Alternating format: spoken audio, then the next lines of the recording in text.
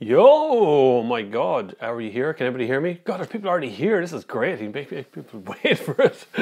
It's cool to be able to schedule the live stream now, which is really good. But welcome back to the Sunday service with me, Bob Flavin.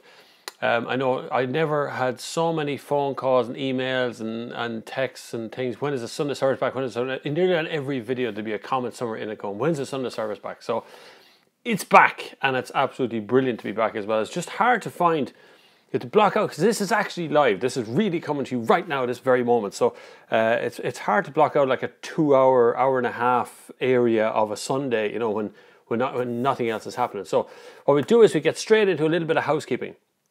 Recently I put up a video of the Skoda Karoq in Sicily with Sinead McCann sitting beside me. Since then, there's been an absolute stack of requests for us to do more videos like that as well, to do these collaboration videos with the two opinions of the car. So that is going to happen. Sinead is obviously a full-time job, and you know I do this on two ends of the country as well. So we're going to try and get together over the next couple of weeks and do something coming up towards Christmas with a couple of videos on cars. So there'll be a car review on this channel with Sinead in it as well. I know that's been on a lot of your minds. So that's that housekeeping out of it. Do we have anything else housekeeping wise to do between now and then? No, we have videos coming out very regularly.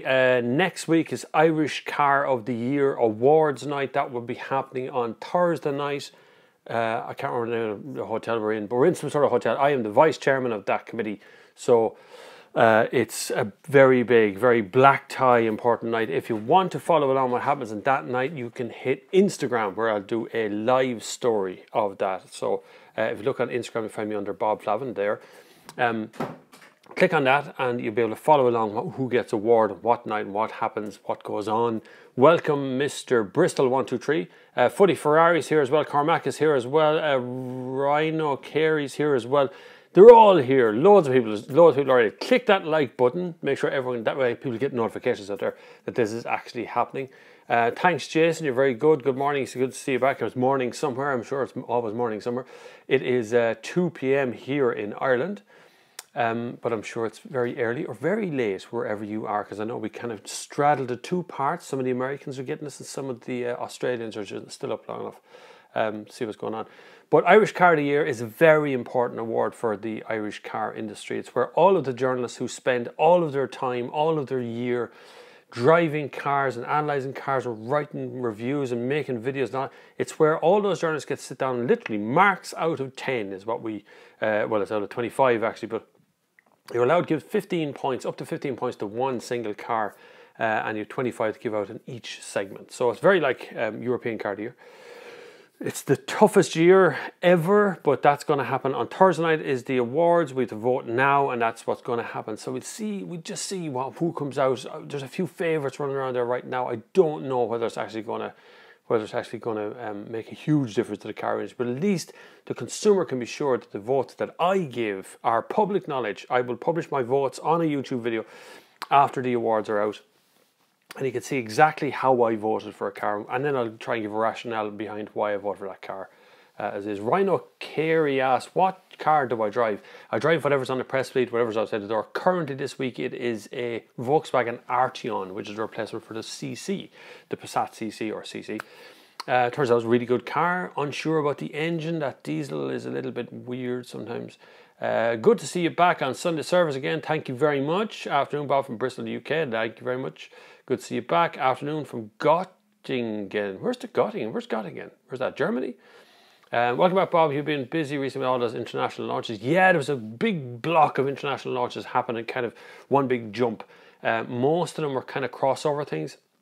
And there's a lot of national launches happening as well, like on Monday, the Stinger launches in Ireland as well. So it's pretty busy, you know, it's been busy in that respect. So it's kind of hard to get, because I'm usually editing right now, and I have actually been editing this morning.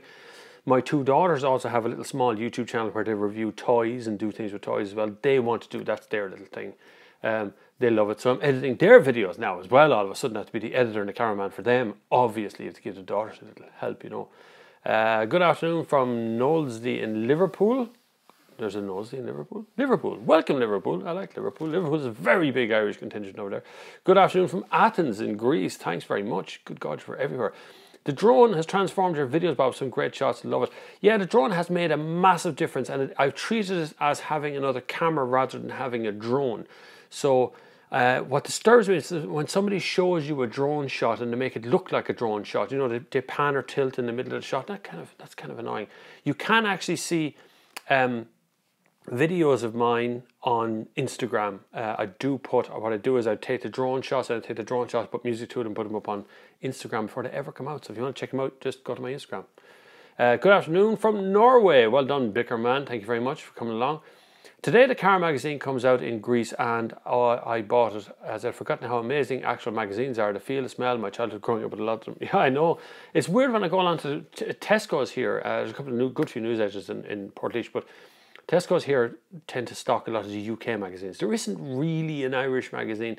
There's a couple that have been hovering around the background, but there isn't really one genuine, proper car magazine in Ireland. There was a good attempt by a friend of mine, Paul Healy, once upon a time, but it failed to materialise. So it's quite hard to get going in this country. Obviously, if you own a car magazine and you'd like me to write for the magazine, get in touch. He's back. I am back. Yes, I am. Hi Bob, is the Kia Sportage 1.6 turbo good? I take the top of the diesel one. It's hard to say these days. They're detuning engines. Like I had the Arteon out there, and it feels down on power. It just feels like it's been not detuned, but it's like they have to push the accelerator all the way down to get any sort of torque from it. And it's kind of going that direction with all diesel engines at the moment. My favourites at the moment is some of the petrol engine stuff. There's a big grouping of petrols. I drove a 1 litre Skoda Octavia the other day, 115 horsepower, really peachy little engine. The thing did great fuel economy as well. So there's a big change going on away from diesel towards petrol, towards hybrids. There's still a place for diesel if you're a long range driver. So if you're driving over long distances, I've said this for years ago, so over long distances you need to click on the old diesel start of it, alright. But other than that, try to stick away from the diesels at the moment. Don't put them on the top of your list, or if you do, just check your mileage first. Great to see you back, Bob. Greetings from Portage. Thanks, John. John, are you in Portage? Come on, John. Well done. Gotting is in the middle of Germany. In the middle. I have been to the middle of Germany in a car. I was there once, I'm sure. Steve Bailey. Bob, what do you think about the Tesla falling behind on production with the Tesla 3? Tesla can afford to sit back and go, you know, we're the only ones really making electric cars, because Elon Musk is a master. And make no mistake, it's not because the cars are particularly good. It's because he's a master at PR, and he's got onto the zeitgeist of electric cars. The Model S is 5 years old. The Model X is far too expensive, particularly in this country. It's about £250,000 here for a Model X. The Model 3 will be somewhere around between 40 to 60,000 euro, but the 40 grand one is going to be a miserable communist affair of a thing. It'll look terrible. But if he falls behind, it's because they're not a car manufacturing company. They are an IT company that make cars. They make really good IT and really good electric parts. But the cars, the handling's a little bit weird on them. But I'd love to see more, once more car companies start to really get into electric car business, you'll find that it'll get a lot busier. Bob, where do you find the music for my videos? Usually on SoundCloud. I have an arrangement with a number of SoundCloud providers like Andrew Applepie, like Dahlia, like all those kind of people that I use quite regularly, who have given me permission to use the music in the videos. But I do ask them every time. I do credit every time. So now people kind of send me music. I get a lot of people on SoundCloud sending me music. Now, there are a number of people I've tried to... If you're a music producer and you're on SoundCloud and you want me to use your music, you need to look at your emails, because I have sent requests off to people like Broker Free and a few others in there as well, and I've gotten no response. So people aren't looking at their emails. If you don't look at the emails, I can't use your music until I have permission. So you gotta give me permission. But mostly SoundCloud, in answer to your question, Derek. Sometimes I find stuff online. Literally, I just send an email to the creator. That's the most important, but that's your permission.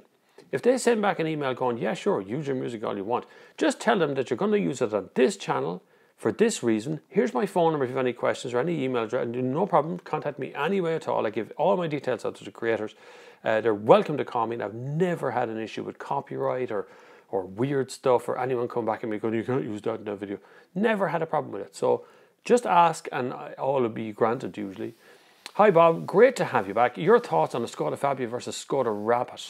Fabia would be my favourite of those two cars, but the Rapid is actually a really, really big car. So when you look at it, from the outside it doesn't look very big, but actually has a bigger boot than a Golf, and the back seat will hold 3 people across in relative comfort, and it comes in very small edge. You can have it in a 1, you can have it in a 1.2, I think, and a 1.4. Maybe the 1.2 is gone, but the 1.4 is definitely there. My favourite would be Fabia, because you can have Fabia in some crazy colours, and I love that. I would buy a snot green Fabia with some weird colour, black alloys or something on it. Something outlandish you can do with Fabia, and buy it in a 1.4 TSI, and you're going to get performance of a sort of a, we say a Fabia soft GTI performance-wise. You can also get them in 1 litre, so Fabia is the one I'd go for out of those two, but I'd be quite happy, Adrian, with either the Fabia or the Skoda Rabbit. Paul has asked, does anything impress you from new car launches these days? Seems like the designs are boring due to safety regulations, etc. Not really. Very little out there excites me. Once in a while you'll come across some decent looking design. Volvo have been doing some, I won't say exciting, but they've been doing some really cutting edge, nice straight line stuff over the last while. It's really impressed me. Mercedes seem to be going backwards. Their design doesn't look like it's getting any better. And yet they seem to be on the right track at one point. And Kia are doing some amazing stuff with what they've got out there, largely because they have a European designer who's the the CEO. Peugeot is another one who's always done very well, Peugeot and Citroën, but they tend to make concepts and then just make the car real. When it comes to car design, there is a certain amount of legislation that has to be looked at there as well for safety, because we, not just me, but you guys all demand 5 stars, right?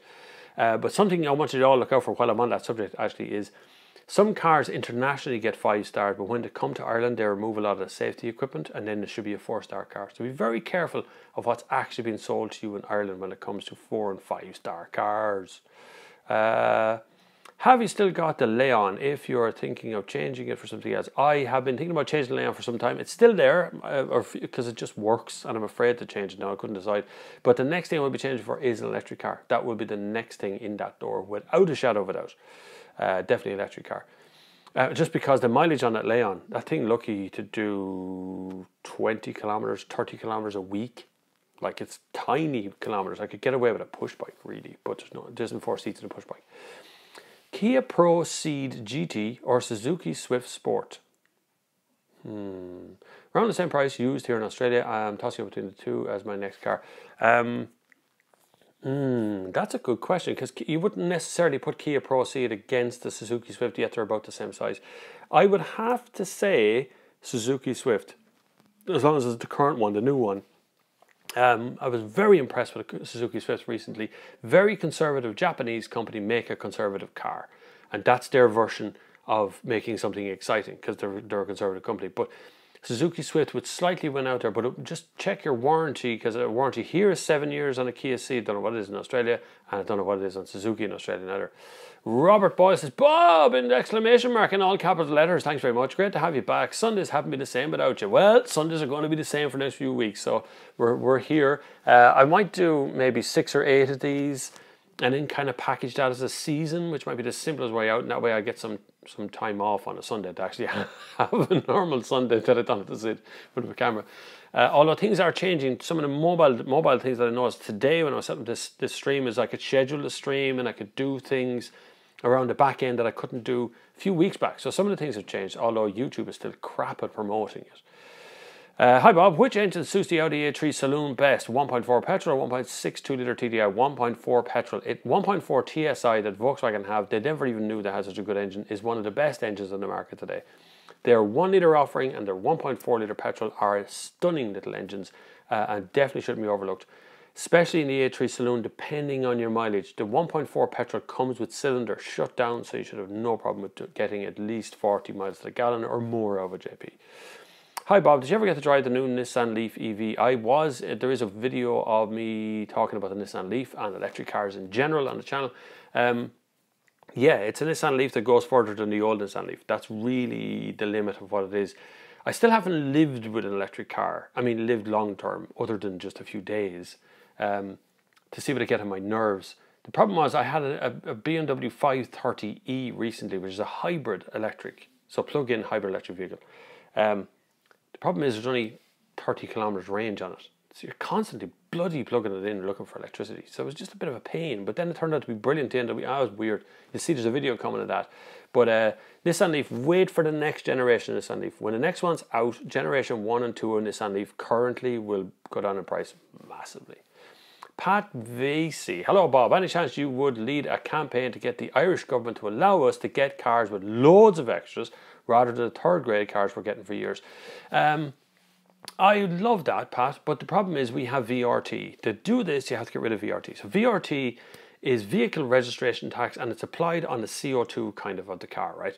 And what happens is every extra you put on the car drives up the CO2, which drives up the VRT, which makes the car more expensive. This is why car companies remove safety equipment from the car rather than removing 17-inch alloys, because 17-inch alloys are sexy and you can sell them because you can see them, but you can't sell City Safe because you can't see it, or you know, the active cruise controls or any of these kind of things that are on the cars.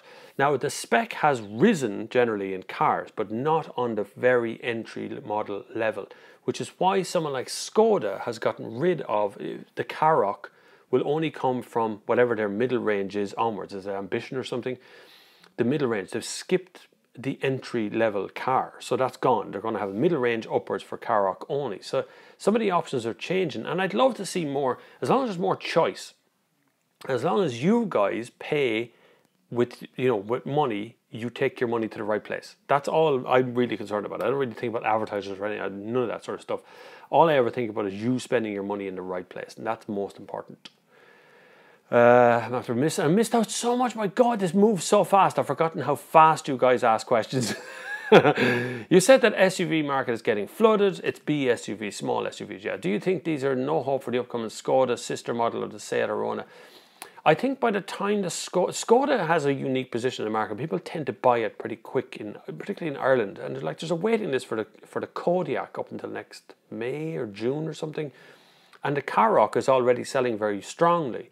The Arona's just out, obviously. I just put a video there yesterday about the Arona.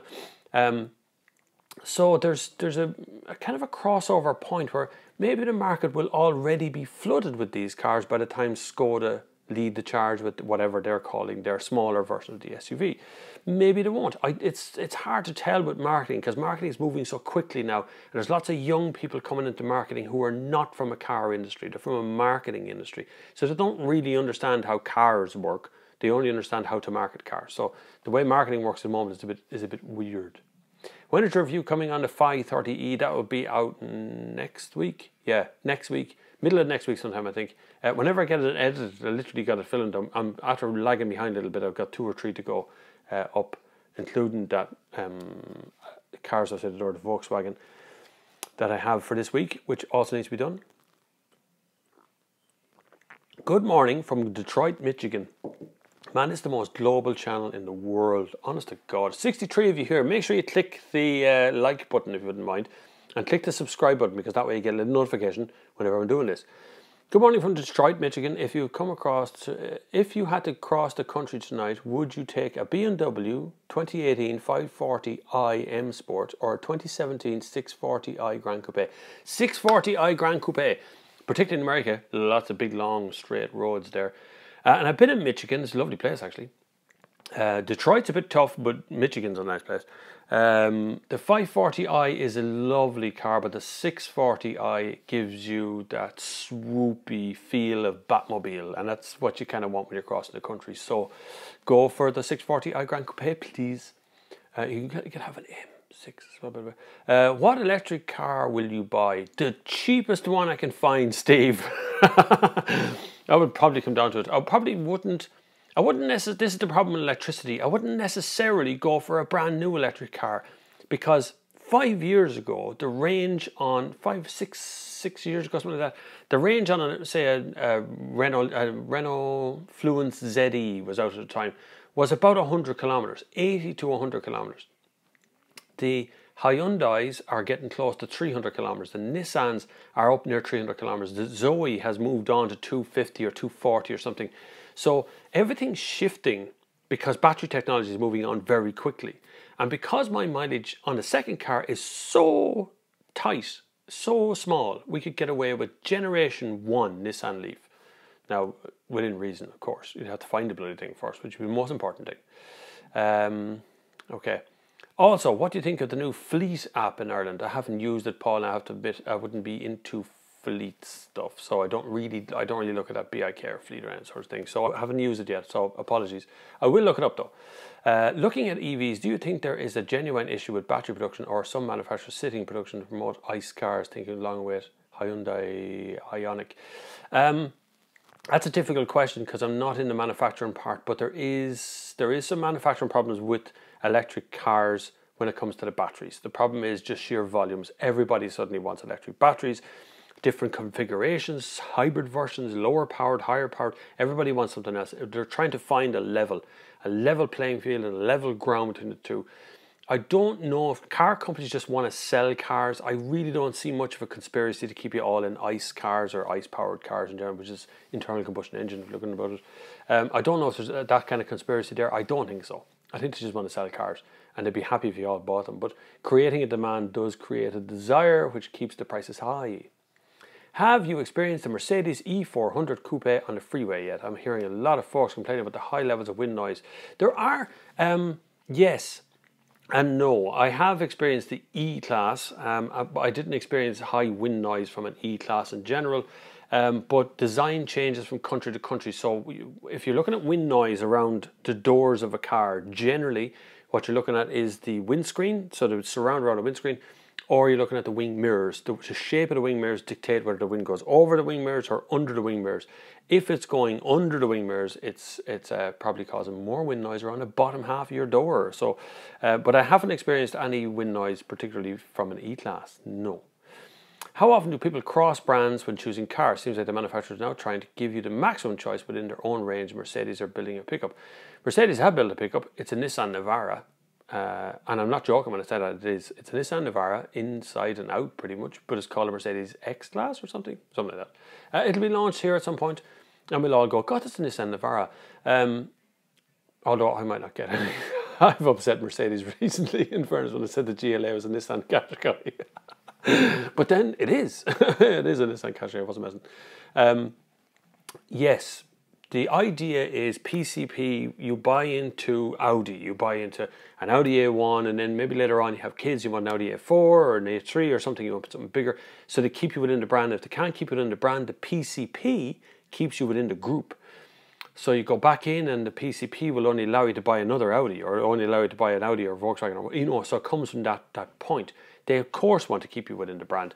Having a choice is never a good thing when it comes to buying a car. Once you give people too many choices, they don't buy anything. They just go home in terror. Configured a GTI recently and was surprised to see side airbags as a €400 option. What the you're right, jet fuel. These things do come as an option. As I said, with VRT, particularly in Ireland, but also in other countries this takes place, they remove what you can't see. So they take out the things, the safety equipment, the stuff that you won't, not only that you can't see, but that you probably won't use until the vital moment of an actual collision. So that can happen a lot, that they remove these sort of things.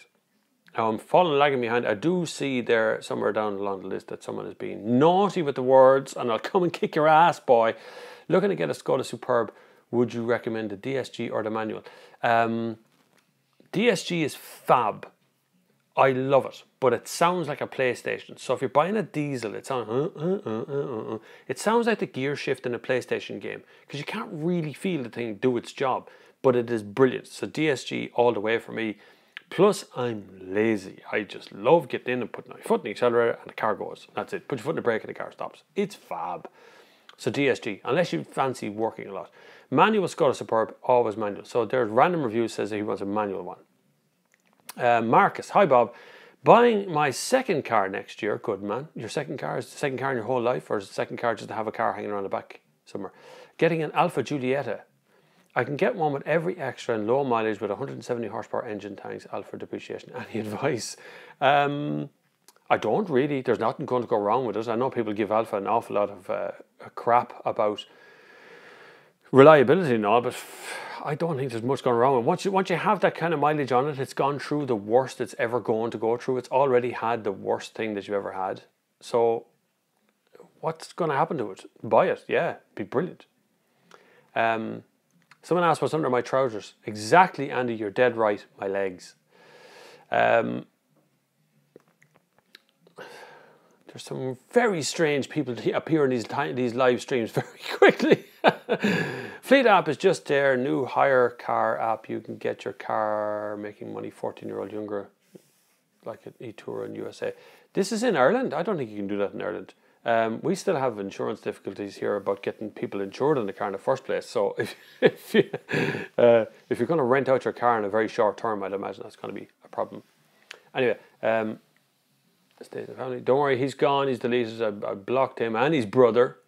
Any thoughts on summer versus all-season tyres for use in Ireland? Also, how do you choose between different premium brands? Good question on the tyre front. God, people don't normally come with tyre questions. Ireland has been underselling, God almighty, they've been selling summer tyres for use all year, right? Which is entirely possible in this country because we really don't get that many extremes of weather. So, for instance, Poland, or generally Northern Europe actually, have laws surrounding putting winter tyres on a car at a certain point of year. This time of the year, you'll find that a lot of Northern European Germans and Polish and everything have gone to the dealerships and they've gotten their winter tyres set on, or they've rotated the tyres themselves outside their house and put on winter tyres. Because the temperature there drops into the minuses very quick. But I just remarked this morning, if you follow me on Twitter, you will have seen this, that I need to mow the backyard. It's November the 5th. And the grass is still growing outside. Now we can have an extreme winter, but having summer tyres doesn't give you that extra grip. Now there is all-season tyres which you can get as well. There's variants of this kind. So if you look at Continental, you look at Semper, you look at all these different brands, you'll find that they've got a version of this tyre which has a different tread pattern on the inside than the outside, which gives you more grip and more displacement. Realistically, it's your driving ability in winter that's really going to hamper how you drive and how you feel and how you go throughout the whole day. So you've got to be more aware of the road rather than just relying entirely on your tyres. But you should technically have a set of summer tyres and a set of winter tyres for your car, and every car should come with that. But we are misers in this country and have been driving on summer tyres for the whole of our lifespan. It was the same as when I was a kid. We never changed tyres till they were bald. That's what you did. You waited till there was wires sticking out the side of the thing before you changed the tyre. But these days that has to change. We need more safety out there. So we do have to have summer and winter tyres. But you can get all season tyres. You can get a few different tyres, versions of tyres out there. So don't worry about it. Hi Bob, I'm changing my car next few months and I'm looking for a car with 3 individual seats in the back. I was thinking of getting a 2016 Seat Alhambra. Just wanted to hear your opinion on this car. Alhambra is a great car. It is the Volkswagen Charan. It is the Alhambra. I don't think that Skoda do a version of the thing, and Audi certainly don't do a version of the thing. So there's your two. They have 3 proper seats. It's a bench thing with 3 slidey seats. All 3 seats move around as well. Other options for that would be a Ford Galaxy, which is probably it's just as big, slightly more cramped in the boot maybe. Alhambra is a really good affordable option. You're going to get all the Volkswagen goodness out of it. You buy a manual one, you're going to get good fuel economy, 2-litre diesel you need there. You at least need a turbo. I wouldn't go petrol on them. And there's nothing really goes wrong. There's very little in them to go wrong. So they're built to be indestructible by family. So there wouldn't be a whole lot of options with the thing. So you should be fine in your Seat Alhambra. Really nice car actually. I remember having one a couple of years ago. There is a video on my channel I think. There's also one of the Charan. Charan comes up with a few extra bits in it, but not much. What nutter came up with the idea of touchscreens in cars? Surely evening should be surely everything should be buttons on everything. Should be buttons on the steering wheel or voice acted in the future. They are doing voice activation. Ford had it for a few years, but it was as dumb as 2 bricks. So it didn't really, you go temperature 22 degrees. You want to change the channel to 2 FM? No, even Siri. Think of what Siri is like. Try sending a text message with whatever the Android version of it is. Try sending a text message with either one of those. I seen a friend of mine, Graham Lennox. He's the Sunday Times motoring dude. He asked his Android phone a question and it answered it perfectly. First time, no problem. Try that with Siri, who's as dumb as a plank. So voice activation should be all the way, but the thing is, we're not going to be, in 15, 20 years, we're probably not going to be driving cars all that much, so it makes a difference whether it's touchscreen or not. Bikeman says, good point, is just as dangerous using your smartphone. It is if you're prodding and poking and pushing at it the whole time. Salam says, I can't pronounce your name, Sohab or something. Thanks, I think that's a compliment. Hi Bob, great to see the Sunday service back. Is it possible for an electric car to tow a small trailer with camping gear, etc.? I know it'll drain the battery quicker, thinking of the Ioniq. It is possible. Whether you should or not, Paul, is another thing entirely. You have to remember that an electric car has no gearbox, right? So where you would normally be just flipping up a gear, all you've got is basically a drive shaft that's coming away from the electric engine. And that drive shaft spins forward faster or slows down to a stop and spins the opposite direction to go into reverse. There can be a lot of strain put onto that system under just having passengers on board. So having a towing capacity is a whole different ball game for an electric car. So like I say, it is possible, but I don't know of anyone who's actually doing it successfully at the moment. So be aware that that may not be possible just yet, that gearbox may not work the way you want it to work. And it may not have a torque, there's a thing called torque vectoring, which can be done in a car to help it tow. It sounds like a very technical thing, and they do it in rally cars and stuff, but it's for a different purpose, for towing. Marcus says, thanks for answering my question, Bob. Well, no problem. My first and current car is a 2007 Suzuki Swift. Being a student in Galway and fully kitted out, 2012, 2013, Giulietta would look class. Also need to own an Alfa. Well, it's good. Alfas are good. I love Alfas. Even though the Alfa got very upset with me when I said that the whole dashboard creaked on the Giulia. Is it Giulia? And they want me to drive it again, and they want me to take the car again for another week. So I'll get the Alfa Giulia again.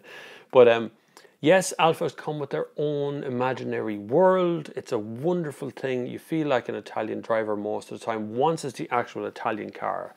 So a Giulietta is a Lancia Delta, I think it's called, as well as a Chrysler or something or other. I'm sure they call it something as well. But it's worth a look.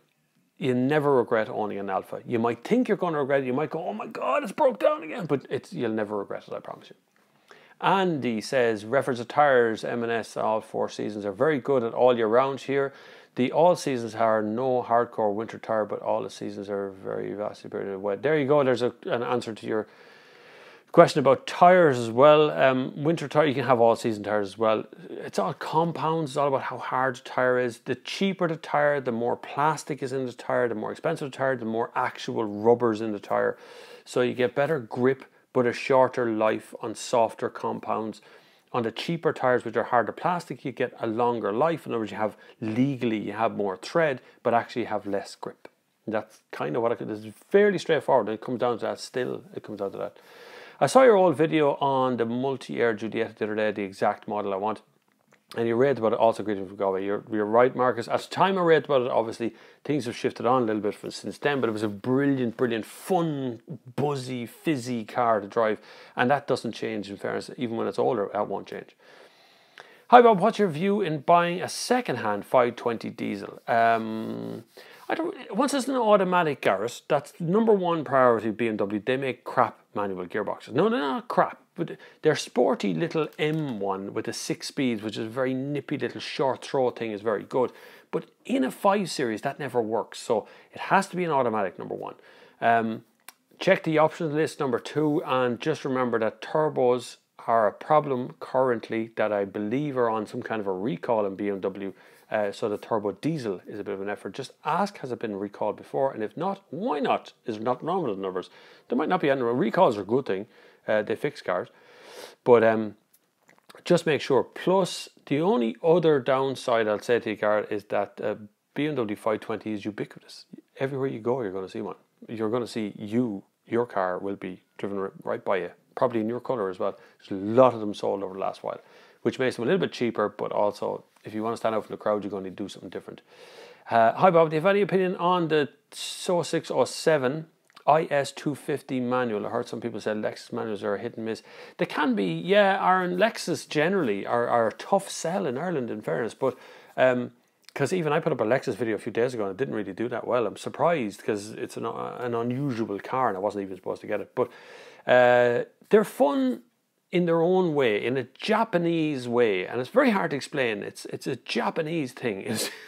They're really good fun, but just they fail to kind of catch the imagination of the general population when it comes to driving. The manuals have a long throw. The gate tends to be a little bit wide on them as well, so it tends to take a long time to change gears from one to the other. Once you get used to it, you'll knock a bit of crack out, and then it'll be great fun. You'll have no problem with it. It'll never break down, I guarantee that. Bob, do you think autonomous cars will catch on? Absolutely, Steve. Honest to God, I drove down to Galway 2 days ago. I filmed that Arteon down there. I was down on other stuff as well, and I had to drive back. It was night time. I would have willed for a button on the dashboard that I could press, and then I could just sit there tweeting away or watching a video or something while the car got on with that gigantic motorway between the two. I have active cruise control and I have active lane keeping on that car, and brilliant. All I wanted is that next little step that would allow me to just forget about driving entirely for that whole drive. It'd be brilliant. So definitely, it will absolutely catch on. Colin, hi Bob, great to see you back on a Sunday service. No problem. I'm considering treating myself to a dash cam. Any tips or advice on that? I do. There's a website called dashcams.ie, which I can't remember who runs that, but anyway, he was in touch with me. He also does the Subaru Club of Ireland, as far as I remember. But dashcams.ie have a good range of dash cams. There is a particular couple on it that I haven't tested yet, but it looks like there's a good range to go with it. The Garmin one looks really interesting at the moment. I don't know if dashcams sell that one, but the Garmin one looks pretty interesting. I've seen it. Garmin have been in touch with me to send me out dash cams. I'm not really a dash cam guy, so I didn't take it. Plus, they only lend it to you. Just lend it to you. And then to post it back, it's just this mess. Like, oh my God, I have to do this. Can you not just come and collect? Can you not just come to you and collect the thing or something? Very messy. But just a tip on the dash cam thing, they're not admissible in court. Remember that. That you can sit there being as pious as you want, going, I have you on dash cam, I have you here. When it comes to the court case, the judge can decide to not accept the footage because it's not legally calibrated to do anything. It's just a camera. So, you know, dash cams have their place. They can be a bit of fun. You can use them. You can get upset by watching the footage later on. But you know what? You're better off just paying attention out the window and trying to mind your house when you're driving along the road and keep yourself nice and safe and free and everything's going well, and get home in the evening. That's your most important job, is to get home to your wife, kids, husband, uncle, aunt, wife, mother, father, whatever, every evening. That's your job primarily. Getting upset by recording all the footage in front of you the whole time and then going back and going, look at that guy, he pulled out in front of me with YouTube. It's not really worth it. But no harm in having a dash cam there. Sat in the VWT in Frankfurt a few weeks back, more than I did. I have T-Rock. I've seen one the other day. I was sitting up where I collect all the Volkswagens, but I haven't actually sat into one yet.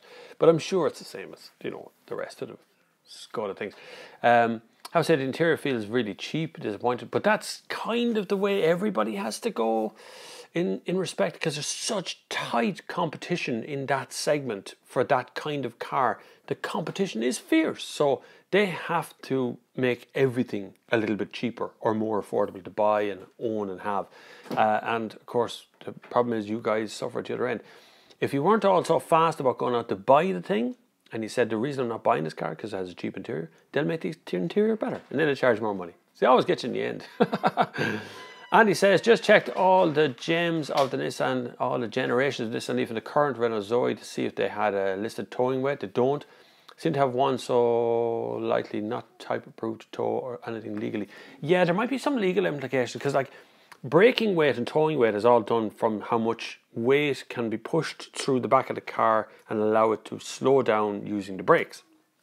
And so some cars are listed at 1,000 kgs for the car, and the towing is 2,500 kgs. It means you can tow, not that it can tow 2.5, it means you can tow 1.5 tons plus the weight of the car, plus all the passengers on board. I'm not sure electric cars have that sort of ability, because they decelerate in a funny way. Like you drive a BMW i3 and you put it into recovery mode and you take your foot off, it's like the brakes will come on. You don't need to touch the brakes at all. It does everything for you. So I'm not sure how the towing weight will work with that one. It's needed an opinion on the set. Alhambras are not many of them there. That's true, Jonathan. They all got ate up and they're all still in ownership. There was a few of them sold alright though, but they are around. Bob the Builder says, Arj, thanks. I've never heard that one before. Hi Bob, I'm thinking of buying a VW CC or an Audi A3 or an A4 saloon around 2013 or 14. What do you recommend? So you want to buy into the Volkswagen Group, Stephen. That's where you want to go. My favourite looking car of those would be the CC. I have the Arteon outside the door, which is the new version of the CC. CC will eventually be a collector's item, I guarantee it. If you can find an A3 Saloon, which is the generation 1 of those. Let me see when that came out. No, I think generation 1 of that's 2015. Is it 2015, 2016? So maybe not. But the A3 wouldn't be my favourite, and the A4 is quite cramped in the back. So the CC would be my favourite of that, unless you need 5 seats. There's only 4 seats in the CC. So now you know. A few bits of tidying up, because I know some of you have only joined. First of all, click the like button while you're here. Would you mind just clicking the bleeding like button, right? Because, you know, there are 57 of you here and there's 50 likes, and there's been at least 100 people concurrently already watching this video. So click the like button is number 1. Number 2, there is a link for Patreon down that way, right? If you click that link, it'll take you to the Patreon page where you can submit like £2 a month and keep this channel as free as possible. I don't allow car companies to pay me money to advertise on the channel, so no one pays me money for the videos that are there, only YouTube or you guys. So it's vitally important that you hit the Patreon link, or you can do it by PayPal. So I'm just plugging in a power thing so we can get more power. So you can do the Patreon link thing if you want as well, or you can do PayPal, which is another part. PayPal allows you to just send one-time donation straight in if you want. You can do that go to paypal.com. bobflav@thenextgear.com is my email address, and that's where you'll find me on PayPal. Thank you very much to all the people who already do Patreon and PayPal. It'd be really brilliant if you could add your name to it. But at the very least, click the subscribe button. I will, as always, keep these videos as free as I possibly can. But to expand the channel, my ideal would be to actually hire a full-time camera person. That would be the ideal. Someone who could really bring something to it, and get everything the way I'd love to have it on the channel. Chris Harris was nearly there before he came to BBC, before he got poached out onto Top Gear, and now look at Top Gear. It's like, God, what happened to Top Gear? It's fallen asunder. The Amazon show seems a bit better at the moment, although the last series wasn't great. No, neither of them were very good, but the last series wasn't deadly. But I'd love to be able to expand the channel in that sort of way. It'd be brilliant. But if I can't, I can't. You know, that's the way Ireland is, unfortunately. It's very hard to get the old donations out of people. Other news as well is that Sinead McCann will be joining back out onto this channel as well in the next couple of weeks. We did a video. If you haven't seen it, you should click it. It's on my channel there. It's the Skoda Karoq in Sicily. We did a sort of a collaboration video thing. It's got like 40,000 hits or something on it now. It's giant. I don't know where those extra hits came from, but they did. That will be coming back. We're going to do one here in Ireland with my drone. We're going to do all the shots and all the beautiful things, and we'll take a drive in the car and talk about the car as well. So that's coming. What else is coming? Irish Car of the Year is next Thursday. That's the last event of the year, which should be really interesting. We should go through probably some of the cars that are there as well. What do I think of the Alpina D5 bi-turbo? No idea, Zane. I haven't driven it, that's for sure. I like to think of it. It sounds interesting. If it's a bi-turbo, it sounds even more interesting. Leaning towards CC. Oh, there's the CC, buying a CC, good man, Marcus. Last question. My parents are adamant about buying a new Discovery next year. Don't buy a new Discovery. As our current one is 10 years old, I'd love to, but I think you should at least consider the XC90. Thoughts? I would definitely look at the XC60. I know that sounds crazy, but the XC60 is a really nice car. XC90 is an amazing car to look at. It's a lot less involving to drive. If you've got a 10-year-old Discovery, a new Discovery is going to absolutely blow your socks off because it looks fab and it goes well, apart from the rear end, which looks like an afterthought. Looks like someone was going to put on a spare wheel, but then didn't. Just left the whole area and moved the license plate over and everything, put a spare wheel on, but didn't do it. I would prefer to buy a Range Rover, a Range Rover Velar. Discovery Sport would be quite nice as well. It's quite small though, you won't get 7 seats in it. But if you're like determined, determined to miss whether you want to go after it or not. Stephen Butler asked how much I missed. 44 minutes of it, Stephen. Where have you been? What's going on? What's happening in your house? Tell me about it. Go for, yeah, well look, XC90 is a really nice car. it's not as capable of 4x4 as the Land Rover Discovery is, but if you don't go off-road up a mountain nearest Himalayas or something, you won't need a Discovery. Bob, any chance of a video on what to consider when buying tyres? Does all this ABC rating mean much? I can do it. I want to leave it to the experts. I nearly had Continental Tires on the hook to do that video with me, but because it was only Continental Tires, I know this may seem really weird, but I'm a real journalist head on me, because only brilliant Tom Denigan wanted to come at me for Continental Tires. No problem with that, but I wanted a second tyre company, not Continental, someone else, to come and give their opinion so I could have a balanced approach and it wouldn't be a sales video for Continental. That fell through, so it fell through with it. So I'll revisit the tyre thing over time and see if I can get a couple of tyre companies come on, or maybe someone who maybe not someone who sells tyres, someone who makes tyres, probably much better. If Top Gear came and knocking, would Bob go a talking? I would, Andy, yes, of course. I'd love to see what Harris and your good self come up with as a collaborative.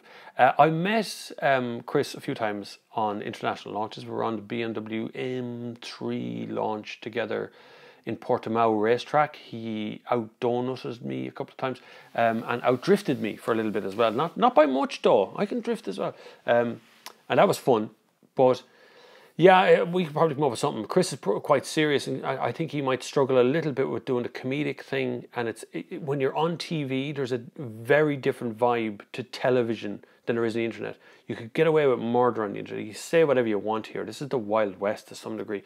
YouTube is bringing in some rules now, but it's still basically the Wild West. Whereas TV is not the Wild West. You won't get away with a lot of stuff. So half the things that are done on television are cut out and can't be used anyway.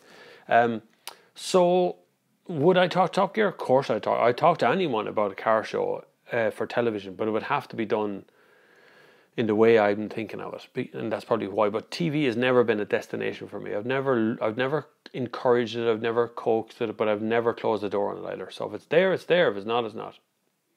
I'd love to sit down with Chris. We would come up with some good crack, though, I have to say. Been out. What do you think of the RAV4? Thinking of getting it over the Octavia VRS estate. Ooh, that's a difficult one. RAV4 hybrid over an Octavia VRS estate. I see where you're going. You're looking for the hybrid end of stuff. You're not going to get the performance out of it. The Octavia will be a much better performer, but the RAV4 hybrid will bore the crap out of you in comparison. In fairness, it will. It's not that it's not a good car. It is. It is just going to bore you though. The rear end is hideous. I agree. Won't get a Velar. They won't get a Velar. Why not? What's wrong with Velar? I have a Velar in a couple of weeks. You know, I'll see it. I have a video for it. Or XC60. You need a big car. Lots of towing, luggage stuff around. Do what you do, Marcus. Go and buy a Land Cruiser. That's what you want. There's real money now. You know, if you see a Discovery passing by there and you go, look, 60 grand car. See a Land Cruiser pass by. There's a 150 grand car. They're serious money. Land Cruiser is a really good car, actually. Have you seen the new MAN TGE van? Van? No, I don't do vans. So I know Simon Elliott. He used to be MD of MAN UK. I know him all right. But other than that, I don't really know much about vans or trucks. Or I wouldn't be in my realm of things. I think I've enough with passenger cars. You on Top Gear would be great. Yes, I know, it'd be brilliant, but no one ever asked me, so I never bothered. Conti Sport Contact V5 versus Conti Sport Contact 6 2010 BMW 5 Series. Are they run flat tyres? If they're both run flat tyres, it won't make a blind bit of difference one or the other, because run flats are hard to drive on and noisy, even though they work. Do you have any city buses, private or state-owned, around where you live? How expensive is the ticket? Depends on where you want to go. There is buses that would take you to Dublin from here. You can get a 750 or 5 to 750 euro green ticket, which is take you up to Dublin, but it's about 2.5 hours by bus because it goes through all the little towns along the way. And then you have expressway buses, which are state-owned. I don't know how long that's going to last, but Bus Éireann run those buses, but I don't know the price of them. Buses are smelly things. Unless you want to drive one. I'd love to drive a bus. If anyone ever out there knows how you get a bus driver's license, let me know so I can do it, because I'd like to make a video on how to get a bus driver's license. Answer the dash cam voice, no problem. I have a Rav4 hybrid and it's brilliant. There you go. See, there's an owner now has a Rav4 hybrid and it's brilliant. Now, Floyd Flanagan, he's your man. Looking for an economic used car, €7,000. Any bargain ideas? Economical used car for $7,000. So isn't that what everybody's looking for, really? Probably. There'd be a lot of go for a petrol anyway for a start. Would be like if you're going back that far, diesel's going to come with a few bills very quickly there. So go for a petrol because you can test them very easily. Look in around a 1.4. Maybe you might find a VW Golf around that age. 1.4 might be a bit heavy for that engine though. It'll be a tough one. Price is a hard one. Narrow it down for me. Give me an idea that you like the idea. Give me a car that you like the idea of, and I'll have a go and see if we can get more of it.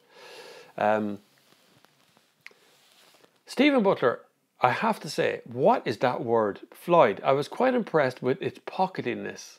What's a pocketiness? Is that your average Mpg R45? Pockiness. Right, anyway, you'll have to explain that one to me, Stephen. I don't know what that means. I'm a bus driver. You get a license by passing the test. Andy, I like your thinking there, boy. I knew there'd be a test involved. Damn it. Foiled again. I have to take a test to become a bus driver. No, can't do that. I'm used to the tests. I'd fail miserably. Would you recommend going from run flats, non-run flats? Is it worth it? Yes, it is, Zane. For performance-wise, not for daily driving, you're not really going to notice the difference. But for performance and grip and choice, just to be able to lower the bloody price, because run flats are really expensive. I mean, BMW's charging $250 a corner there. I mean, that's really serious money. But now it depends on the size and choice. But if you can, yes, then of course, if you can get more choice out of it, brilliant. Just need to go to driving school, as you do for your B car license, but it's a bit more complicated than that. That's what I was thinking. I knew it'd be something in as well. You see, but you still got a pokiness. Aha, right, okay. I thought pocketiness. I don't know what the hell that meant.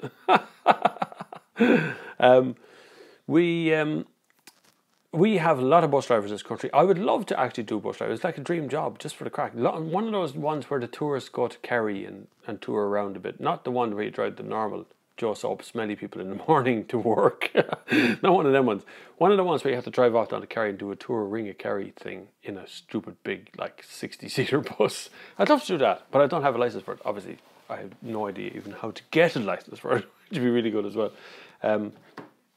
My phone, I've upgraded my phone to iOS 11 something or other, and it seems to be settling down, but it absolutely eats batteries. It chews through the bloody thing. As soon as you do any sort of live stream, it just seems to eat the battery. Although the YouTube app is also updated, so that may actually be causing effort there as well, because there's an awful lot of stuff that goes on. A perfect car to carry a dog, your opinion. Greetings from Berlin. An estate, number one.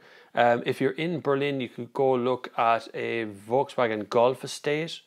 Because I'll tell you why I say estate, is because you get a bigger boot where the dog can lie down, but you can also very, very easily buy an aftermarket cage thing to fit in the back to keep the dog completely separate, which is you should do. And you can get a Skoda do one, actually, a dog tie-down thing, which is being able to put the lead that the dog is wearing, or the harness or whatever it is, onto a specially designed thing for holding the dog still, so it can't move around very much, especially as a big dog. Because in the event of a collision, you can find that dog will come through the bleeding car like a baby elephant, right, as it goes straight forward. So it's very important to keep the dog as separate from you as you possibly can in the car. But any estate, really, Volkswagen Golf estate, Skoda Octavia estate, Skoda Superb would be bigger again.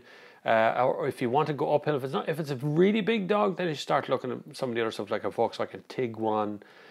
I'm thinking because you're in Germany now, it should be into the German cars. That's why I'm listing off all the German cars. BMW do a lovely little, in the estate version of their car, the glass flips up, which is quite nice. Do you dare buy VW Golf? Quality okay? Yeah, of course. It's a Golf. What the hell's going to go wrong with a Golf? Bus Éireann and Ulster Bus, etc., tend to be the biggest providers in Ireland, wide in license acquisition in offering the test to get drivers behind the wheel. Not many go it alone, like with HGV, LGV. Really? So if you go and approach like one of the state crowd, they'd do it with the... that could be interesting. The dog would be lost in the Superb estate. Yeah, well, I've gotten lost in the Superb estate as well. If you let the seats down flat and just climb into the boot, you can walk all the way through to the front seat. They're a massive, massive car. Really, really clever car. I really do like them. There was a time where I used to sit back and go, which car company hasn't got a duffer in the list? You know, a bad car. And it used to be Mazda, believe it or not. If you thought about Mazda cars, they actually had really good cars in the list. Now it's shifted over to Skoda. Skoda haven't got a bad car. I know a lot of them are kind of duplicates of the Volkswagen Group ones, but they always put a bit of Skoda-ness on them.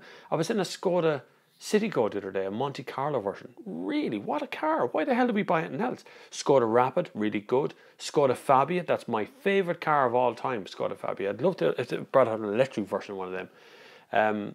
And then you start going up in the big ones, the Octavia, the Superb, the Kodiaq, the Karoq. They're all really good, honest cars.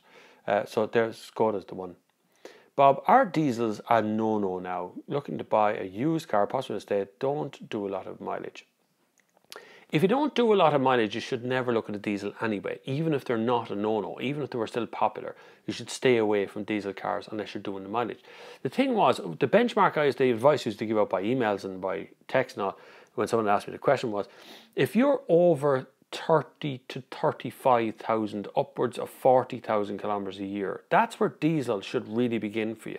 Anything over that is definitely diesel. Anything in that area, you should really look at petrol and hybrid, electric, all those cars, because they will easily do that kind of mileage and you're not going to spend much more on them. The thing about diesel also is that the price of diesel itself will eventually go up. Look at what happens in the UK currently.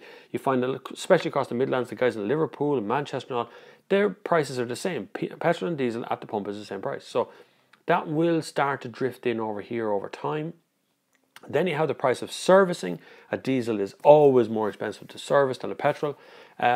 You know, over the lifetime of a diesel car, if you bought two cars exactly the same and over its lifespan, just on service costs and things, you're talking about 8-9 years before you get back the value difference between the two. The only benefit a diesel has in Ireland is if you're self-employed, you can claim back the VAT on diesel, which is something I wanted the government to change in the last budget, but it didn't listen to me. As usual, it didn't listen to common sense. I wanted them to extend that to bring in petrol as well. So you should be able to claim back the VAT on petrol-powered cars as well as diesel-powered cars after the budget. But they didn't want to do that because they're miserable bastards. Simple as that. Going back up now. Looking about a used car, there we are, thinking about a cam chain, don't know what that means. I'd love then to bring back the Fabia VRS. Yeah, it's about time they brought that back. In fairness, they should really write to Skoda, tell them you want that. Bob, tell me what you think of the facelift Hyundai Tour, which is the best model. Hyundai at the moment is the Ioniq, it's all in there. The i40 is quite nice, but is starting to show its age a little bit. Plus the engine lineup is not that brilliant either. Their petrol engines are not what they should be from Hyundai or Kia for that matter. They're gasoline engines as they call them. The Japanese have done petrol engines a lot better than the Koreans for a long time, although the Koreans will catch up. So if you're looking for the Hyundai i40 Tour, it is nice. Back doors are very narrow on that car though, so getting in and out of the back is an effort. Rav4 Mpg varies a lot. It depends on how you drive, the type of road you are on and the traffic conditions, the temperatures and how long your engine has been warmed up. I am at 43 miles per gallon, long-term average. You're doing well for a Rav4, 43 miles per gallon. The CHR will return much better Mpg figure. Correct, CHR hybrid is an amazing little piece of kit. Bit small, but really nice. VW Up GTI out now or shortly, 1 litre turbo. I will be driving it, Andy, at some point. There will be one in Ireland. VW keeping it for themselves, so no Skoda Citigo VRS equivalent. Kodiaq VRS is sounding more likely as a hybrid. Yeah, I don't know about RS now for Kodiaq, whether that's a 7-seat RS. Doesn't make a lot of sense. Good afternoon, Bob. Glad you're back live. Thank you very much, Russ. No problem at all. Was just going to ask, what do you think they will ever come in VAT back on petrol? That's exactly what I'm after. I've been after for a long time. If you want to encourage people out of diesel, which we really, really need to do, we need to lower the amount of diesel. We don't need to get rid of diesels. I'm not dismissing all diesels, but we cannot sustain 96% of the market being diesel out there. We cannot sustain that forever. That can't go on. We have to encourage people into petrols, and you're not, if you encourage business people, fleet people away from diesel, you will get people into petrols, into hybrids, and it opens up a whole new door out there. The problem is, and the reason it hasn't happened is because big car companies don't have petrol and hybrid and electric options to offer people out there at the moment, because they were very sluggish about bringing them out until they all got caught cheating. So we need to bring in more petrols, we need to bring in more hybrids, we need to just change the way we're operating out there right now, and what would be a massive help with that would be to lower, or to be able to claim back the VAT on petrols as well as hybrids. VW Golf cam chain issues, your view? Well, you know, everybody has some sort of issues at some point or another. You find that a lot of car companies out there have some sort of issue over whatever it is that they're doing. If Volkswagen deal with it, if they go very quickly and they deal with these problems, they go away very fast, and that's usually what happens. Everybody gets upset. It's like, oh my God, there's a recall, and then the recall ends and everybody goes back to normal like it never happened. Get it fixed right. If you have a problem with your Volkswagen, go to your dealership. If the dealership won't help you, go to Volkswagen Ireland or whatever country you're in and talk to them. Don't sit down and just take an answer until you've got the answer you're looking for. That's usually the way out for these things. Fabia VRS or RS. I keep saying VRS because it looks like a V, but it's not actually a V. It's just RS. It's just VRS in the UK. A set return in Mark 4, apparently. Mark 1 was a great diesel, Mark 2 was a petrol, only DSG, and sales bombed. Hopefully they will get it right in the UK and Ireland. We need a petrol RS. I wouldn't accept a diesel RS. It's just, that's not right. Hey Bob, good to see you back on the Sunday service. Boom. So, Navara, Anorak or X-Class Benz? Just buy Navara. Don't worry about X-Class. Mercedes are going on the route of trying to expand their range at a very cost-effective way. That's really what, now just think about that for a second. So one of the most premium brands in the world want to expand its range by taking tech from another company and then just redoing it. Now that happens all of the time. Most car companies exist because other car companies share information with them. Some car companies like Volkswagen just buy up all the other car companies that share information with them to just buy them out.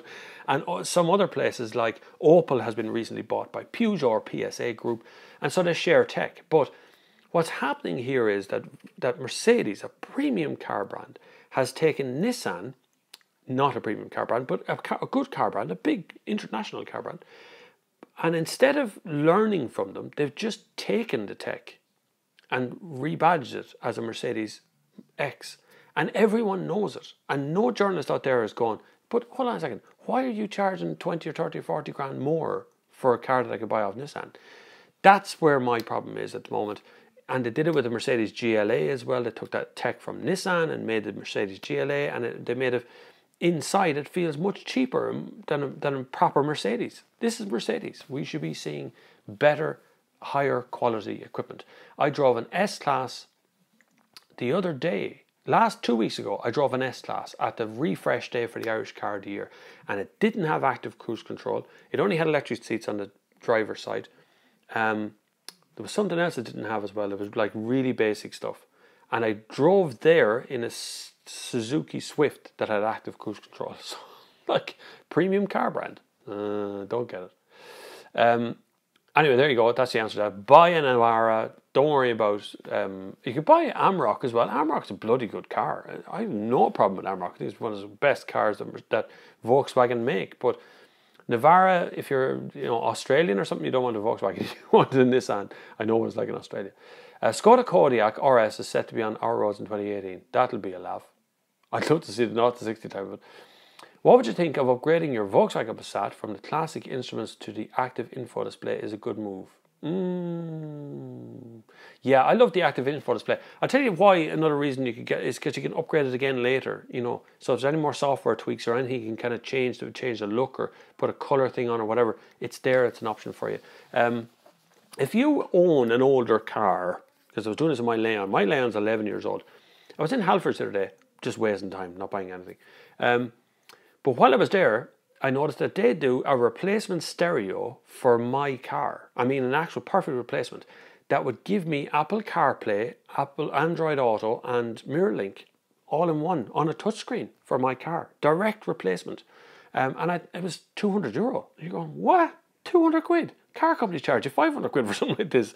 And there it is in an 11-year-old car. That's some upgrade to get in your car, like in one shot for 200 quid. That's a massive upgrade. So you know, don't be too snobby about your second-hand cars as well. I do review a lot of the brand new cars, but second-hand cars have got it going on, you know. Hi Bob, Skoda Superb or Peugeot 3008? Very different cars there, Dave. Peugeot 3008 is quite a tall car. It feels quite luxurious inside. Superb is a lower down kind of more subtle car. Looks wise, I go to Peugeot 3008 in a heartbeat.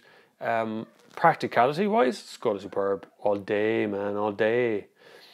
Greetings, Bob. New subscriber here. Good to have you. Click the subscribe button, everybody, and click the little thumbs up. There's a little arrow thing, that thumbs up you. Click that thing because it's very important.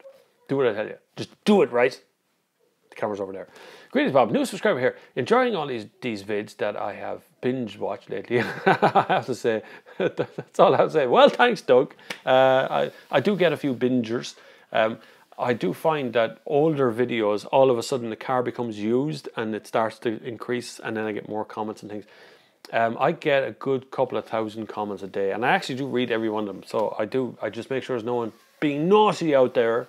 But generally people aren't, apart from when we're doing the video in Sicily with Sinead McCann. People were very naughty on that. Hi Bob, probably going to go with a Mazda 6 for a company car. What do you think, Paul Flavin? Paul, that is a good choice. Mazda 6 is a really good car, 2.2 litre diesel. Not as economical maybe as the competition, but it is sporty. If you can get the estate one, it is slightly more practical than the saloon one, and a little bit more room in the back seat as well, ever so slightly. They're very great car. I love the things like Jin Bai Tai, horse and rider in one, and all these things that Mazda do. So I'm really into that sort of idea, but I would love to see Mazda make the car ever so slightly less sporty. It's always on the hard side of sport, even when it's in like comfort mode. But it's a really nice car. Get it in red if you can. I don't know what that is. You're very good. Thanks for commenting and all that, but unless I can read you in English, I haven't a hope. What's your thought on dash cams? Column F. That's the third or fourth question I got on dash cams today. I like them. They are inadmissible as evidence in court. Don't rely on one for thinking that you're always in the right. They can also very quickly prove that you are in the wrong. So don't ever forget that the dash cam can work just as hard against you as it can for you. And in the event of a collision, when the Gardaí turn up and something is, you know, it's a rear-endy thing or something happening around low speed thing, when the Gardaí turn up, they probably don't want to see that footage. They have no interest. They just listen to what's going on. They make their judgment there. Some of them will pay attention and watch the footage, but whether they can act on it or do anything and go, oh, this guy was driving very dangerously. Now, the interpretation of the footage is a different thing entirely. That's why it's inadmissible. It's currently inadmissible as evidence in court. And so it'd be totally useless to you in the event of a collision in that respect. But it can make people feel a little bit more secure, a little bit more safe when they're driving the car, that they feel that their every move is being recorded. And it does put off people coming near your car at night time if you've got the automated one that comes on through any vibration. So I do like dash cams to have their place, but I don't want us to end up like the Russian dash cam things where they're on all the time. It's part of their law. They have part of it, to get insurance, you have to have a dash cam and all this nonsense that goes with it. It's ridiculous. Which is better, VW, Skoda, or Seat for an estate car? Skoda. There you go. That's an easy answer. Skoda make the best estates. The Superb is the biggest one by far. Country mile, it fit everything you ever wanted into a Superb. It's got all the shopping bag hooks. It's got all the clever things like removable torches. It's got more storage underneath the floor. Volkswagen will be very close second, but they tend to be more cramped ones, kind of tighter, sportier ones. Seat do really good estates, are very affordable, but they tend to scrimp a little bit in the boot. So you don't get as many things like removable torches or umbrellas in the doors. You're a great car journalist, Bob. I like to follow you for all of your car reviews. That's Salt. Thanks very much. I can't pronounce your last name, but thank you very much. You're very good. I consider myself not just a car journalist, but a car opinionator. I know that sounds like a really thick thing to say, but I'm different from giving you the news about car. I give you my opinion on a car. So it's like having an opinion. That's most important. Do you think there is an Android Auto upgrade for 2011 Insignia? That's a good question. Possibly. Those upgraded things, like the Haynes manuals used to lag behind by about 3 years. Those upgrade things tend to lag behind by about 3 years now still. But you will certainly find there's a couple of Chinese websites. I don't know if you can buy them off, but there's a couple of Chinese websites. And one of them was actually in touch with me to give me a radio at some point, but I turned it down. I was like, I don't know you, I'm not giving you credit card details, but he was going to give it to me as long as I paid for transport or something. But I didn't take it, I didn't bother, because I'm not changing radios unless I buy it and I know what it looks like and touch it and feel it and stuff before I get it. But you could certainly invest. It wouldn't be that hard to find out. Just put in your get your VIN number, and definitely get your make and model and year of manufacture and start rooting through it that way. You'll find what you're looking for. I vote for a vlog style video of Bob going to a driver training school to have a shot at driving some coaches or lorries. It'd be great, correct. That's exactly what I was after. It was basically, how do you get a driver's license? Or not a driver's license, but everyone knows through that, right? Driver training. I'd love to see if I could pass a driving test now, today. That'd be another video entirely. Like, so if you're a driving instructor, get in touch with me. I'd love to do one on how to become a bus driver, how to become a truck driver, all that sort of, just to see, and how to ride motorbikes. How about that as well? What do you have to say about the Insignia Grand Move 1.6 diesel auto? I think Opel really need to calm down when it comes to how many cars come with an X in it for a start. But also, their range is confused. It's very confused. It's very hard to figure out where you live in the Opel range of things at the moment. It seems a bit of a mess. And I'd like to see more Opel put emphasis on trying to make good cars instead of trying to make kind of a car for everybody and everybody has a stamp on it. It just seems a bit crazy. And my Fabia is a bigger, small estate too. You can get, it used to be a Fabia estate. There's still a Fabia estate. It's a bloody good car that was. It was a great idea. Suzuki Swift or Mazda 2? Suzuki Swift will actually both about the same reliability wise. Mazda 2 is a really good, fun drive. Suzuki Swift is not the funnest of drives, but it is very reliable. I would probably pick the Mazda 2 out of that if you gave me the petrol one, the little 1.2 litre petrol. It'd be really good. No more questions, Bob. That's good. That's what we're all here for. No questions. Still watching because you're very knowledgeable about most car channels. Make me sick, especially the supercar ones. I hate those supercar ones. They're so crap. Those guys who go out and buy and rent usually these little cars and get millions of hits on YouTube and they know nothing about driving them, understanding them, owning them, servicing them, nothing. If you asked any of them how an ICE works, they'd probably ask. I tell you what the best question is, when you ever want to find out if someone's really a petrol head now, ask them what are the 4 parts of a 4-stroke engine. What is each stroke? Explain it, and then explain what happens in each one of those strokes. And then, if they know that, ask them what 2-stroke is. When will Ireland turn on diesel cars? You mean turn on? Okay. When you're buying a new 40 grand car, what you expect to buy? Petrol, diesel, hybrid, doing about 20k miles a year. If you're doing 20,000 kilometers a year or less, buy a petrol.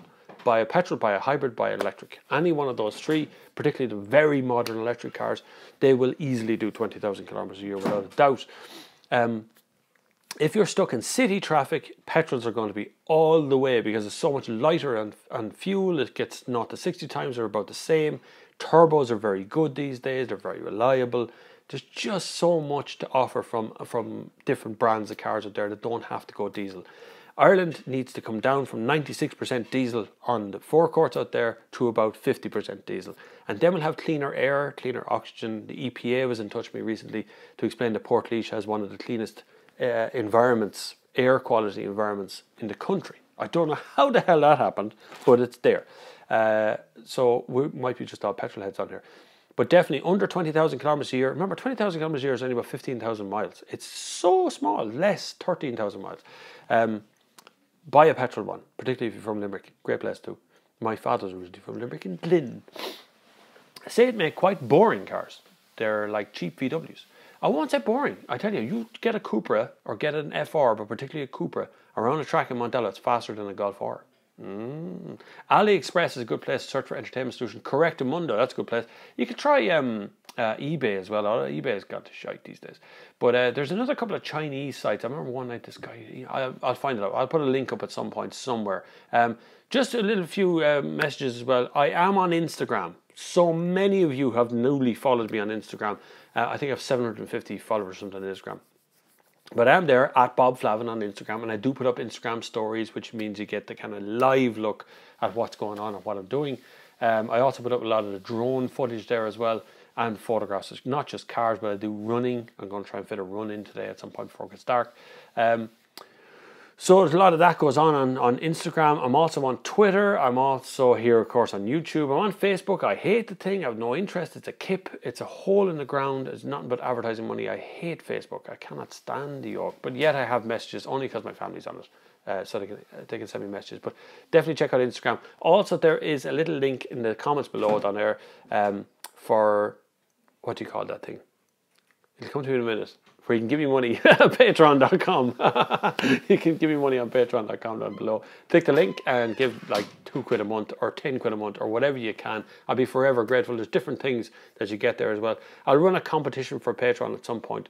I'll pick a Patreon subscriber and give them some freebies, some proper big freebie things. I have tons of stuff around the house here somewhere that I can give away. So get in touch with me on that. No one pays for the car reviews. No car company gives me money for car reviews. Remember that. That's the difference between what I do and what some other channels do as well.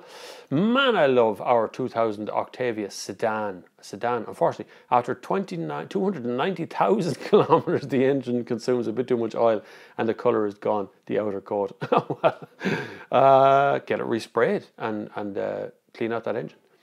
A bit of oil on that squeaky door, Bob. Yeah, that's my daughter there is walking in and out of another door. See, we're all in the same place. This is like the back end of my kitchen. I also have a bike license, a big bike license. Used to have a HGV one when I was younger, but fun to see have a go. I'd love to have a go. It'd be good crack. Like I say, if you know anyone from a driving school or someone who's running a driving school currently, wants a bit of free advertising on the channel, I'll come and try and pass a test with the driving instructor. And maybe we get some information over. I know there's a Tony Toner is a driving instructor, and he's a journalist with me as well. I could talk to him.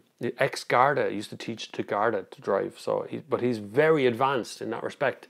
So that's a little bit different. I would like to have something that's quite normal. Bike license, wouldn't mind doing something like that, but obviously you need a motorbike. I don't have a motorbike. Bus and truck license would be a bit of a laugh as well. So if you own a driving school, or you know somebody who owns a driving school, get them in touch with me.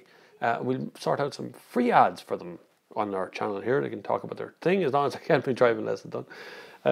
Due to fairly new driver CPC, Certificate of Professional Competence, there are now 4 modules to attain a full license.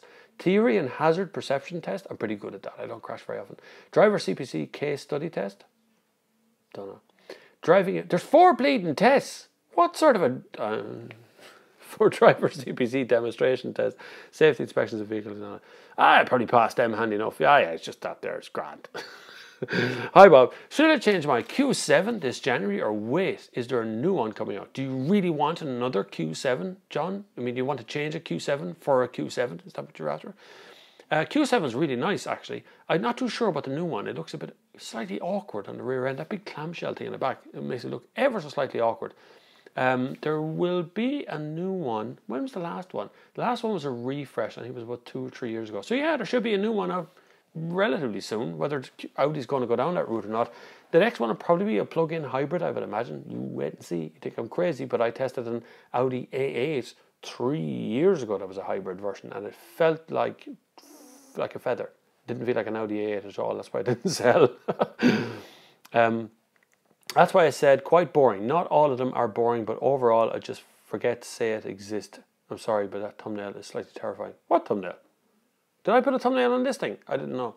I wasn't paying attention if I did, so apologies. Forget to say it exists. Yeah, I know, say it struggle. Well, the problem is they're last in the food chain of everything, and they have to pilfer from everybody to try and get what they're looking for. So it's very difficult for Seat to do what it does. Bob, is a Vignale worth the money? Absolutely, positively no. No, not at all. Don't buy a Vignale. Buy a top spec one. What's the top spec of Volkswagen, or not Volkswagen, Ford do in this country? Is Ford X something X. Whatever that top one is. You want to spend a lot of money, go and buy that one. Titanium, there you go. Titanium and Titanium X from Stephen Butler there said it. That's the one to go for. Don't bother with the Vignale. Basically a Vignale, the idea was Vignale was going to be a kind of a separate brand from Ford, and you would have Vignale showrooms and you would be treated as a very glowing, lovely customer when you walk into the door, and you'd get tea and coffee and all. That never happened, right? They ended up selling them through Ford dealerships as normal, like they would do for every other Ford that they got out there. And so nothing ever came of it. And the only difference I could find really in the spec from a titanium to a Vignale was a different dashboard. You got this kind of soft hand-stitched dashboard in a Vignale. So other than that, you get all the options in the titanium. So don't bother, save your money, buy a titanium. Fafa, no, I don't know what that means. But Dad, your man said I have to be at 10 or 2. Never mind him, son. Bob says quarter to 3. Quarter to 3. Yes, it does. It's true. If you're driving a car, you don't need to have your hands up there. Like, you see the way, that's from Hollywood, right? That was the days when we had no power steering in cars. That's why 10 to 2 was a popular thing. You had no power steering, so you had to pull and push with your hands to turn the wheel. So you had to do this shuffly stuff. That's where that shuffle came from as well. Is to turn a bleeding truck with no power steering. Now every car has power steering. You don't need to have your hands up there. Your hands, quarter to 3, either side, and you turn like that. You do not need to do the shuffle. So now, anyway, I have a video on my channel on how to properly steer a car. Look it up, that's what everyone's talking about. Go back up again, sorry. Bob, do you ever go to Cars and Coffee? It was that one in Bray today, and it was great crack. I'd love to go, Smithy, but they're all like nearly closed. And a lot of the guys don't want me to bring a camera. Some of the guys go, oh, nothing better than my car, tax write-off. Whatever it is. And then there's so many of them on. So if somebody wants to send me an invite to one that's on and will have like more than 8 cars at it, I'll definitely go along to it. And, you know, I'll turn up and I'll talk to you all about cars, and we'll talk about what kind of vehicles you've got there and what. I love owners of cars. I love seeing used cars that are minded and looked after. Even modified ones are pretty cool. But getting around to all of them and finding out where they're all on is very difficult. So if you want to hit me, tag me on Instagram with something and I'll come along, or, you know, try on Twitter or whatever, and I'll definitely come along to some of the Cars and Coffee thing. I love them, but it's getting to them is a problem. Hi Bob, and also I could do a live stream from a Cars and Coffee. That'd be cool, wouldn't it? If I came along to your Cars and Coffee and we did this thing here with users sitting around me, it'd be good crack.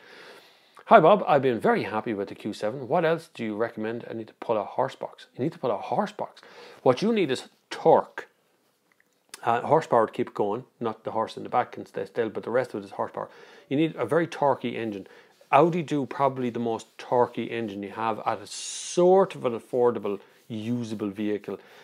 Don't go. A lot of UK lads I tell you to go after the Land Rover stuff, but Land Rover currently seem to have an awful lot of electrical gremlins, we call them. I had a Land Rover Discovery, suddenly got big warning lights on the dashboard, and since I put up that video, I've had so many people get in touch with me, showing me glitches in a radio, Range Rover Velar shutting down across the dashboard. I've had all these things, these electrical gremlins. So the big torque you get from Nissan Navara, it's not going to be on the Audi level of things. Range Rover, not Range Rover, what's the Toyota Land Cruiser? That's probably the most torquey thing out there. But if you're into the Q7 and you like that sort of luxury thing, stick with the Q7. Get the next one. Which do you think is the best small car? Polo, Ibiza, Yaris, Fabia, etc. Fabia. Fabia would be right there. Would be my favourite out of the group. The new Polo is very, very nice though. Ibiza is a good thing to drive, but feels kind of budget if you buy the wrong one. Yaris has never been a great drive, in fairness. Yaris is just a real solid performer. It's not a brilliant thing to drive, but if you owned one, you probably would never even complain about it. You just get on with the thing. But Fabia, from your list, Fabia would be the one I'd be thinking of most. Best mid-level company car, max budget 35 grand. 35 grand what? Euro, sterling, what country are you in? Narrow it down for me there. Mid-level company car. Mid-level tends to be like 3 Series. You want something subtle? You got the Volkswagen Arteon that's outside the door, which is something a little bit more subtle, a little bit different. BMW 3 Series is going to be the best driving car, but 35 grand is going to be tight to get the auto box, which is what you need. If you're in Ireland, 35 grand is going to be cheap. If it's 35 grand in the UK, you're going to be easily able to afford the DSG box. Mercedes C-Class isn't that bad actually either. If you can stretch to a BMW 5 Series, or you're going to that sort of level of stuff, then that's the kind of place you want to be. Just stay away from the 4-wheel drive in BMW, it's boring. I have a new GTI Performance Pack DSG Golf coming in January. Congratulations, David, well done. Excited and understatement, that is a very, very good car. I have coaxed an awful lot of people into Golf GTIs over the years, especially with the Performance Pack. Gives you a few extra horsepower and then limited the magic differential on the front that allows you to be able to turn corners like you're made of glue. Golf 4 is in Irish Car of the Year this year, believe it or not. It's a couple of years old, it's on a refresh model. And the new performance, the GTI that you're after, is a really good car. Really, really, you'll enjoy it. You made the right choice, my boy. Andy, I'm sure you said before, but I cannot recall. What is your current daily driver and why? I have a 2006 Seat Leon, which I bought brand new, and I refuse to sell it because I own the bleeding thing, and I never have to do a thing to it. I don't think the thing has been serviced in 2 years. I don't know last time I serviced it. And yet, every day we walk out there, turn the key, and it goes. It'll have to go eventually. The tax is becoming basically unaffordable on it. And the way insurance companies work in Ireland at the moment, because they are arseholes to the highest order, and pardon my French, but that's what it comes to in insurance companies, because they're into making profits. They are basically making it uninsurable to insure a car older than 14 years. If I'm the owner all this time, they'll continue insuring it. But if I sell it to someone else, they won't be able to get insurance on it. So who's going to buy it if they can't insure it, right? But yeah, the Seat Leon is the one to have. The current Audi Q7 model is just 2 years in the market. Is it though? Anyway, I don't think there's a new one soon, or am I wrong? Maybe you might be. I remember 2 years ago going to a launch here in Ireland to one. I thought it was a maybe possible model refresh, but I could be wrong on that. How would you compare it to the Club Sport? Club Sport is a lot more money than the GTI, but it is a brilliant, brilliant car. Great noise. Club Sport is all about the noise, the pantomime, the theatrics behind driving a car like that, and that's basically what it's about. It's a really, really good car. You're not wrong with the GTI. Save your money, go on a holiday or something, enjoy yourself, or put some more petrol in the tank. You won't miss the Club Sport. There was a Di Tommaso there and a good turnout there. That would have been nice. Must have been 20 or 30 cars there. I'll make sure to tag you on Instagram. Do, Smithy, yes please, and I will share the pictures that I see them. If, like I said, if you want me to come along to something like a Sunday service from your event, get in touch with me. Just email me, bobflavin@nextgear.com. Be sure to click that like button there. We're flying through this. We're flying through 86 minutes. We're doing well for the first one back. This is incredible action that's happening here today. Relentless is the way I'll put you guys. Relentless. I may need to get a different battery charger. But flying through, hold on. Polo GTI is very nice indeed. It is not available anymore, but I would love to see a new GTI come out, which probably will come out eventually. I'd say Volkswagen find its feet again. Is the Volvo XC40 worth waiting for? Don't know. I wouldn't. XC60 is one of my favourite cars that Volvo has made in years. The thing involves you, and it's nice, and it drives well, and does the whole lot. I don't know if I'd bother waiting for an XC40. The only thing the XC40 will bring will be hybrid electric, and you'll find the electric version will be lighter and, you know, better in that respect. So that could be it, but I don't know, worth waiting for? Is anything worth waiting for, really? Just when you can have tons of other things right now. £27,000 will get you an Octavia VRS 230 with DSG. Amazing, isn't it? Amazing. Actually, that reminds me, just saying the word amazing, it reminds me of, if you're listening for podcasts, Adam Buxton, big shout out to Buckles there, Adam Buxton. He has a YouTube channel, actually. He does a podcast like no other, but he did this ad at the beginning of it for someone, I don't remember who it is, but he starts off with, "You're amazing." And it's really good. It stuck in my brain. I was out running the other day and it came on and it just made me laugh, made me giggle straight away. But if you're into podcast, Adam Buxton is really, really good.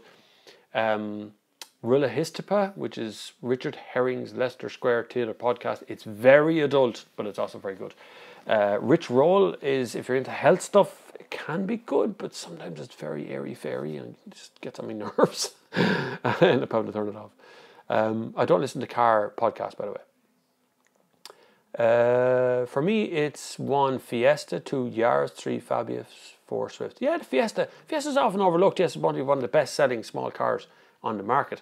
It's lost its way a little bit. It's got a little bit big and weird in some respects. It looks a bit strange as well around the front. So, but it's a good car, but it's just a bit weird. Thing from Adam's family just stole your tablet. I know it's Thing 1, Thing 2. She's around there somewhere. She's just getting her tablet and heading on. Actually, the Adam's family's on. I do call my kids Thing 1 and Thing 2, so yeah. Which is not Adam's family. That is from Roald Dahl. Hey Bob, great show. I'm looking at downsizing from a Qashqai SV weird looking car, to a new Polo Trendline. That is a massive downgrade in size. Well done. Seems to have good features for the price. Any suggestions? Not really. You're probably making the right choice if you're downgrading from something like a Qashqai to a Polo Trendline. Future market preferences would suggest that you should go for a B SUV, which would be something like a Kia Stonic or you know, in that sort of size, you know, that new kind of one. But I don't tend to buy with this. I tend to buy with this. If you're happy and you think it looks good and you're going for the Trendline one, there's the good options on as well, go for it. It's going to be perfect. Buy a garish colour, and I know that may seem weird, but buy something in orange or burnt umber or some, whatever the weirdest colour you can find. They tend to hold their value a little bit better, and I know this because I was talking to a fellow the other day about values. So sometimes the kind of more like a Skoda Fabia in snot green would be my favourite, and I know that may seem like it puts someone off, but it's actually probably the nicest one. Which of your next planned new car reviews are you most looking forward to? Please, do you know when they're getting a shot of the Up GTI? I don't know when I'm getting the Up GTI. Couldn't tell you that. That's Volkswagen Ireland will tell me that when it goes on fleet. The Range Rover VLR, I have that in a couple of weeks. I'm looking forward to driving that. I have a Skoda Superb sometime later on in the year. I always look forward to a Skoda Superb. I don't know why. They're not exciting. They're just, it just ticks every single box that I like in a car in that respect. I never really look too forward on any car. I often don't know what I'm getting on Mondays. Like I just have in the car, it might say Volkswagen or it might say Audi or it might say, so I don't necessarily get excited about it. I only get excited when I get in it and I go, wow, that's really good. Something that really gets me straight away. That does more for me than worrying about what car is coming up for. I'm afraid I'm over the point of getting excited about what cars I review. Did you hear any info on the new Mazda Sky Active X petrol engine on the way that have diesel economy figures? Game changer engine. Yes and no. There is some untested, unfounded marketing speak that goes around the Sky Active X, but Mazda tend to be fairly truthful when it comes to their fuel economy figures and their ability to use their marketing figures to work for themselves. So I tend to believe a little bit more what Mazda say, even though I shouldn't. I should always check the facts, but I tend to agree with more what they say. It usually works out that kind of way. Hopefully, now I've heard of things like these diesel petrol hybrid fuel, right? There's all sorts of stuff that's coming along the way. We will eventually settle down to one kind of fuel. Right now, petrol and diesel have a decent future, but just shouldn't be sold on the volumes that they're doing right now. And hybrid is the way to go for Ireland, with electric coming a very close second. But you will find the Mazda Active X petrol engine will be here very soon. Mazda tend to be a bit slower bringing out stuff because conservative Japanese people tend to come in. The Golden Batcave says hi. I say hi back. Now, if you betray me and do something else after I said hi to you, maybe say something stupid, I'm going to get annoyed. Tags you on Instagram, Photobob. Thank you very much, Smitty. Well done. Stephen Butler. Isn't it a Mazda that just announced a much cleaner diesel powered unit design? Yeah, you know, everybody comes out with this is cleaner, it's better, it's going to be better for the environment. And then 10 years later, we find out it's actually giving us lung cancer. So I tend to take all that cleaner stuff with a little, well, actually a great big shovel of salt, and then start asking questions. Generally, you have to wonder why they needed to make it cleaner. Diesel should have a very specific case.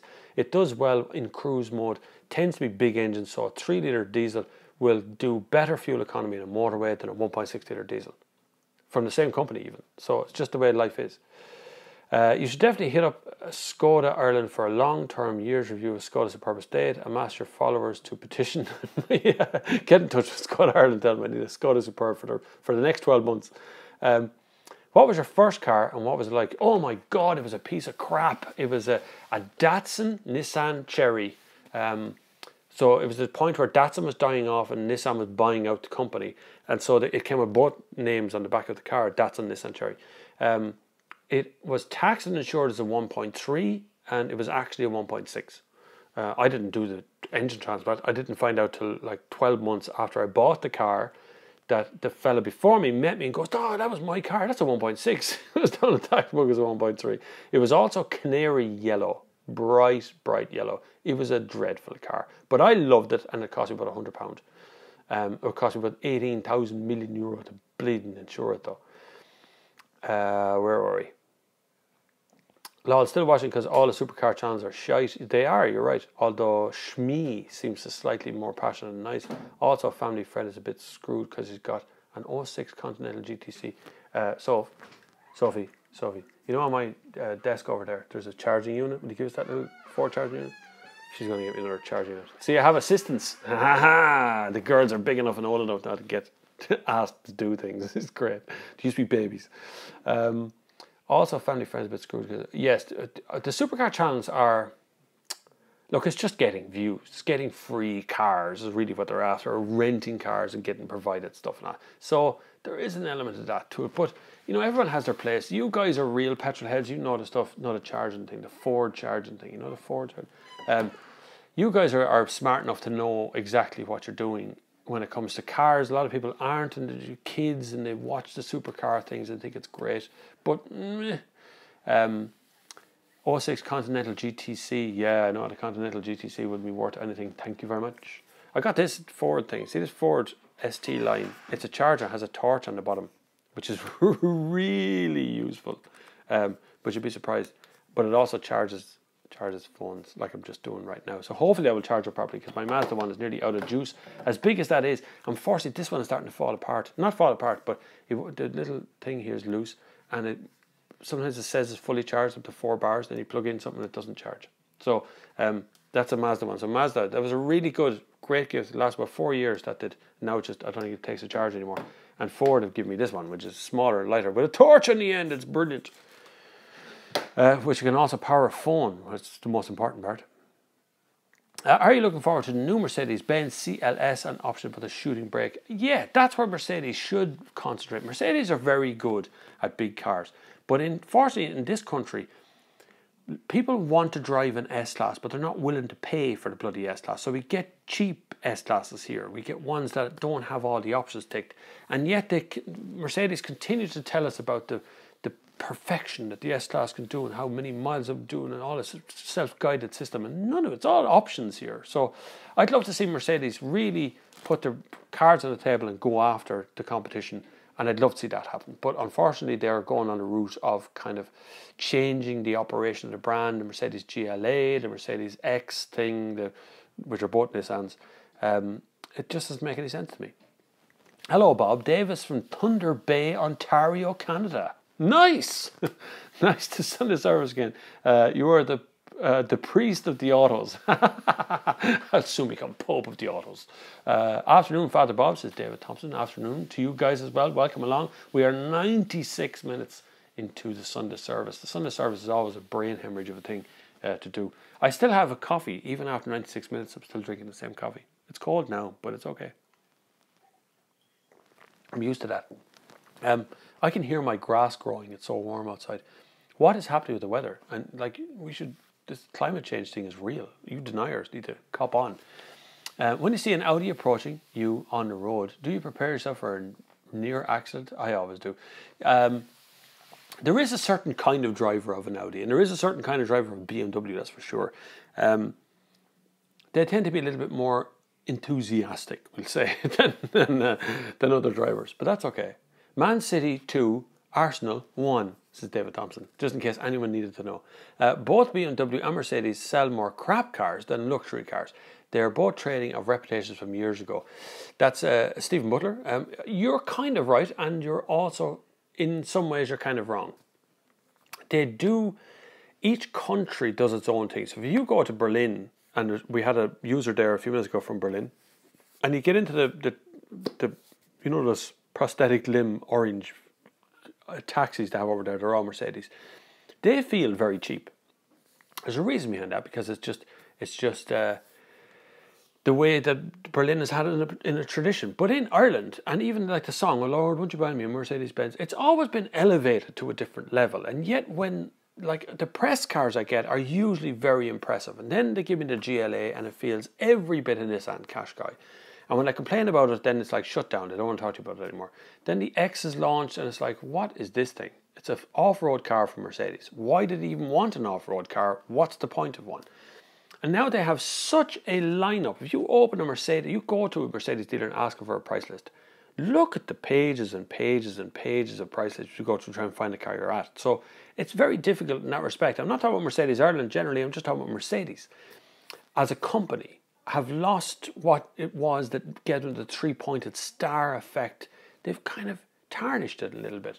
And the other two, Audi and BMW, have come along and really eaten into what Mercedes was trying to achieve, particularly BMW, which have really pushed on with a perfect interior. Now, they still need to work on electronics. The electronics are still a pain in the hole. That is it, what's it called, iDrive or something that they have in there? Oh, everything you want to do is like click left, click right, up, down, twist, turn.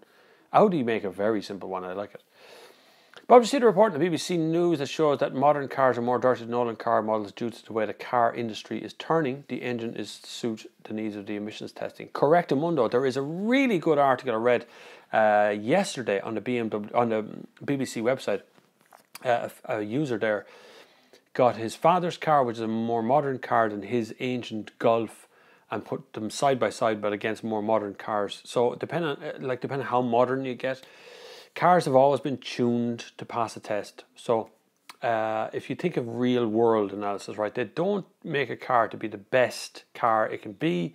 They make a car to pass the test. So they make a car to get 5 stars in the NCAP rating. They don't make a car to get 6 stars. You know what I mean? They make a car to pass the test. That's why Renault, for instance, always have a 5-star car, because they build a car to pass that test. They know what to do to pass the test. All the car companies are the same. They all want to pass the test. The emissions test is the new one to pass. So whatever the level is that they have to retain to pass is all they will do to pass. It's not about cleaning up the environment. It's about being able to sell cars. That's it, folks. That's the way it is. And these guys who say that electric cars just put the pressure on the ESB networks and we won't be able to cope. Yeah, we will. We'd be able to cope just fine. If we all went 100% electric tomorrow, it would be a disaster. But we'd get through it. It'd be fine. But yes, this tuning thing that's going on at the moment and the way that they're trying to pass the emissions tests and stuff, that is happening. It will settle down. You guys are in control of this. The consumer is the one who consumes. If you continue to buy diesel, high-powered diesels and all these big engine cars and things, that's what they'll continue to sell you. If you continue to buy electric cars, you buy hybrid cars, you buy petrol cars, they will sell you more of those. BMW drivers are enthusiastic, in quotation marks, ones. Audi drivers are aggressive. Ironically, my friend's R8 in the UK got written off after they head-on collided with a brand new A8 on the wrong side of the road. Good God, that was a meeting of the Audi heads. That would disappoint me greatly. Happened a week ago. It was a pride and joy for 10 years to an V8 manual. Oh, would have been valued in a few years. Yeah, well, at least he went out driving it rather than polishing it in a cupboard somewhere, which is what usually happens to these fancy cars. They end up sitting in somebody's garage for 15 years. Nobody sees it, and then we all go, "Wow, why did you keep it in your garage 15 years?" I was afraid to drive it. Is the answer to that. A few housekeeping things. Click that like button; would be really good for you. The next thing, the next bit of housekeeping to do is, of course, I am on Instagram. If you want to get me somewhere that was more live than here, this is live obviously, but I'm not live here most of the time. You will find me on Instagram quite regularly. You can ask me questions there as well, of course. It's a bit more difficult to answer, but you can get the questions there.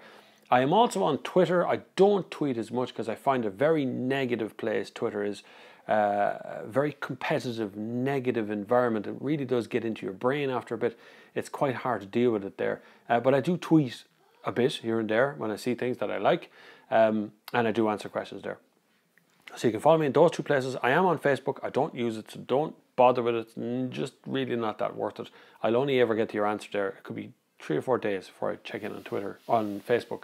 But Twitter I check regularly. Instagram I check all the time. It'd be lovely to have you as a follower there on Instagram. This live stream will be back again next Sunday at 2 p.m. We'll see how long we coax out of it. It's gone for 2 hours at times. Sometimes it's an hour and a half. Just depends on what happens, man, and what's going on. Some people watch this back as a sort of a podcasting. They'll watch it tomorrow. They'll watch it the day after. Some people play it, stream it, because I run this like a radio show. So I run this actively. I don't sit here waiting for things. And when I'm talking to people, I say the question as well on the screen, which is quite nice. So we get through the last few questions and then we'll wrap it up for the day so I can go and cook my Sunday dinner. Historically, Ireland-wide, we have never really had a motor manufacturing industry barring DeLorean for the first time. Great Britain had a massive industry at one time, but has lost it. Why did we never even start? There's a really good history behind our car manufacturing industry here, Andy. It's a documentary I'd love to make. I suppose someone could start a Kickstarter or something on how to make a documentary, because I need some money to make a documentary, right? So we used to not make cars, we used to assemble cars. And there was a law here in Ireland whereby if you wanted to sell a car in Ireland as a dealership, you had to make it here in Ireland. So what happened was, this is going to sound really weird, but what happened was, say Fiat, we'll take Fiat for instance, right? This is how Fiat's all rusted, right? This is why Fiat got such a bad name in Ireland. This is way back now, 60s, 70s, somewhere around there. What happened was, Fiats were built in Torino in Italy as normal. They build a whole car, then they take it all apart and put it into boxes, and put it on a ship and send it to Ireland in a wooden box.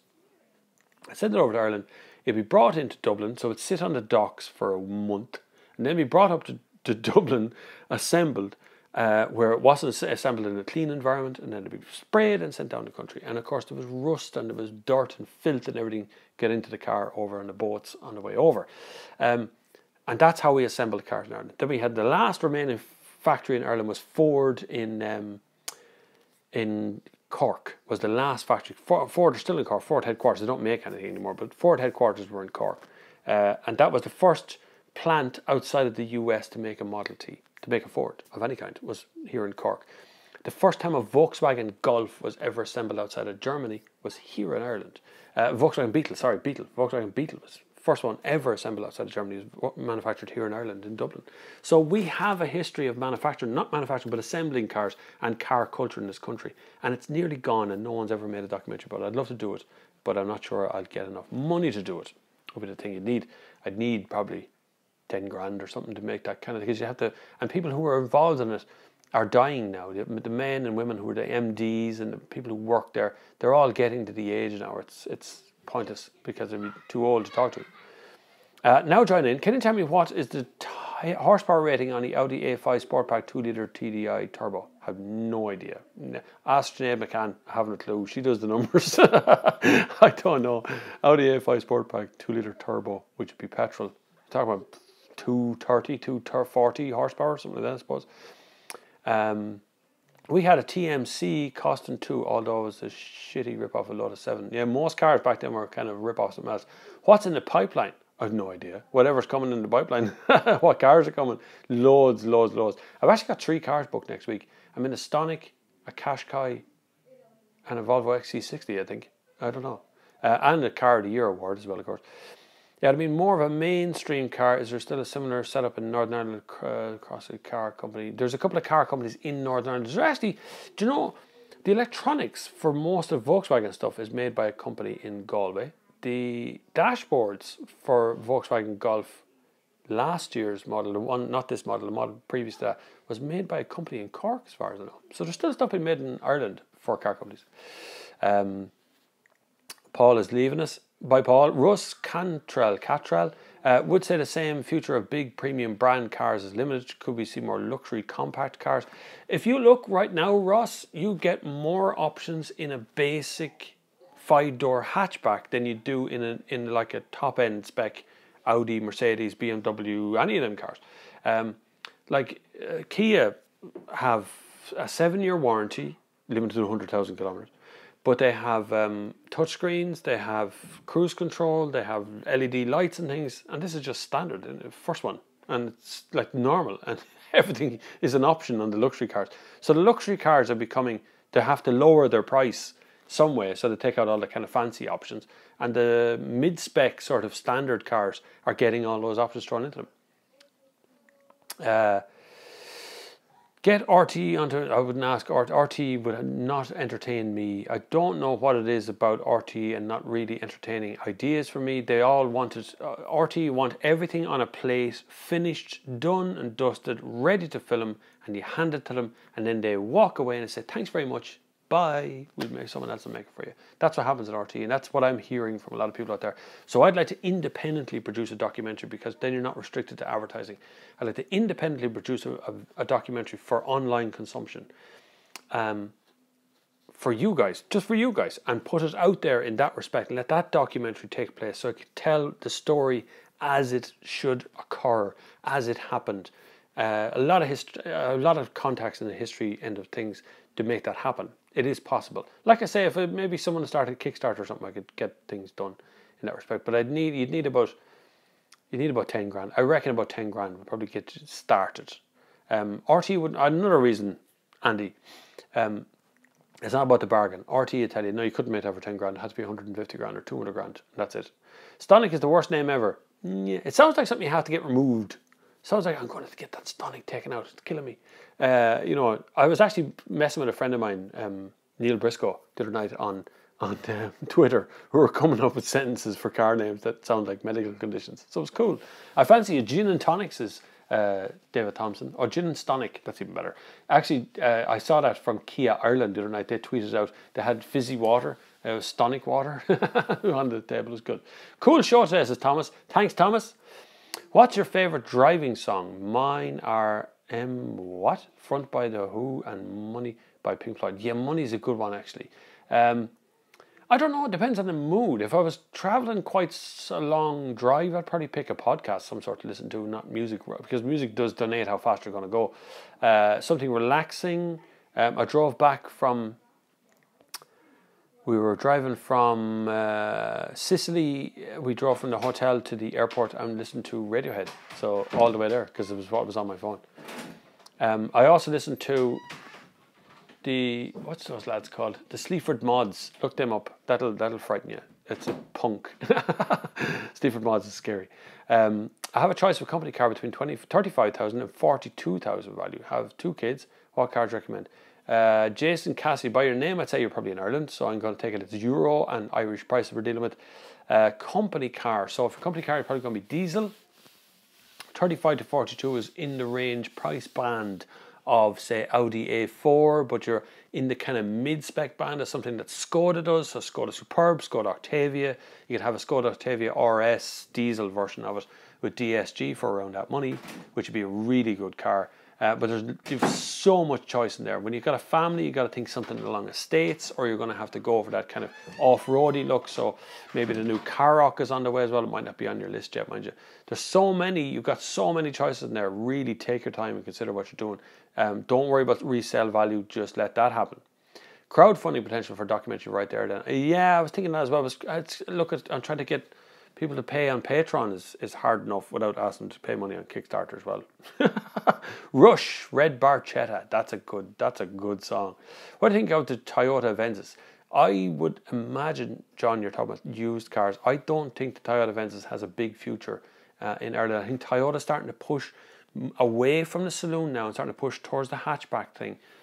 And they're going to go that direction. I think the Avensis is drawing to a close unless they're going to radically overhaul that thing. You look at the CHR for direction in what way Toyota is going to move its inventory for the near future, and you'll see that the Avensis isn't actually being talked about a whole lot or being sold. Neither is diesel engines. They don't know about it. What do you think of the Kia Stinger badge they use in Korea? I didn't see a Kia Stinger badge. Kia Stinger is a bloody brilliant car. I had such good crack in that thing, and I'm actually driving it again tomorrow. I'm going to drive the 3.3 litre one right here in Ireland. Bob, if you have €15,000, what car would I buy? I'd go on holidays. 15 grand for a car in Ireland, €15,000. I would buy something very seriously solid and reliable. I'd probably buy something really straightforward, like a petrol-engined Kia Ceed or something. Really straightforward. I'd spend 8 or 9 grand on the car, and then let's shell the rest. Leave it alone. Like I'd never spend that whole amount of money. If you're buying used, obviously, 15 grand is not going to get you a new car unless you're going to look at the Dacia Duster or something, which there isn't really a 15 grand version of that, or Kia. The Dacia Sandero. Maybe that's less than 15, but just 15 grand. Save it. Buy something really cheap and petrol. Hybrid resale value. Any comments? Not really. They're doing well. Generally, if you pick the mainstream one, like a Toyota Prius or something, it's not going to make a blooming difference. Toyota say they're not in the business of selling batteries. They're not replacing batteries. I saw a Generation 1 Toyota Prius yesterday here ugliest sin, that car, but yet it's still on the go and has its original battery in it. So batteries last a lot longer than people think to do. Hi Bob, says, I can't pronounce your name, but hi there, Zelenko. In Korea, they are trailing a new Kia badge on the Stinger. It's really premium looking. Yeah, I kind of said that on the international launch as well. It doesn't feel like a Beamer. It doesn't feel like a Kia. It feels like a Beamer. It feels like a Beamer 4 Series, something like that. It really does. Does a really good job. What cars annoys you most? I despise BMW X6 and everything it stands for. I like the X6. Funny, I drove it in America. I didn't drive it here in Ireland, I don't think. For the love of 4x4s, it's big but not very practical or comfortable. Useless eyesore. I love it.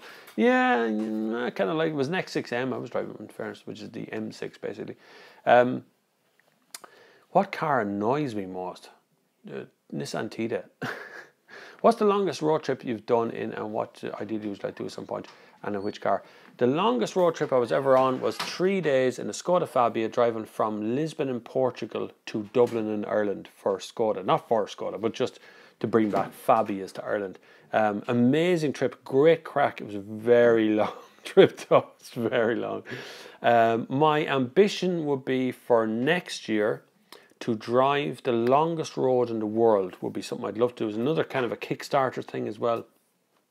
The longest continuous road in the world actually starts in southern Spain and ends in Russia in a place called Vladivostok. It's as far east as you possibly can go on one landmass. The longest non-continuous road in the world starts in Prudhoe Bay, I think it's called, in Alaska, and goes all the way down to the south tip of Argentina. But that's not continuous. You have to take a ferry in a bit of that to go around Ecuador, because you'd be shot dead in Ecuador. Car, I don't care. It's the adventure I'd want to go for. I'd love to go on something very comfortable, something 4x4-ish, but if it ended up being a Nissan Micra, it wouldn't really matter. As long as the adventure would be there, it would be the most important part. But that's another kind of a future venture thing that I'd love to do, maybe next year, end of spring, just have that one long drive through Kazakhstan, Mongolia, Russia, Belarus, all across Europe, of course, France and Germany and Czech Republic. You have to kind of go along that way up there. Love to visit Chernobyl and stuff, on all car trips. Lexus influence coming into Toyota current designs. Correct, Mundo, James. That's exactly, look at Lexus to see where Toyota is going to go next, particularly with the hybrid and electric cars. So a future of all cars in Ireland are hybrid, then perfectly one with the new Volvo XC40 hybrid. There you go, you see, there's always a bright side to everything. Ladies and gentlemen, it has been 116 minutes since I started talking without an ad break. So starting to wind down at this point. Thank you very, very much for watching. This will happen again next Sunday. But if you can, use the little Patreon link down below and donate something to the cause of keeping this car channel as absolutely free as possible. If you can't do that, you want to do a one-off payment, you can do it on PayPal. bobflav@thenextgear.com is my email address. I'm also on Instagram at Bob Flavin. I'm on Twitter at Bob Flavin. You can find me anywhere. If you just go into Google and go Bob Flavin return, and you'll find me there, along with some other big guy from America. I don't know who he is. So you can get me there. But until the next time, I will see you on the far side.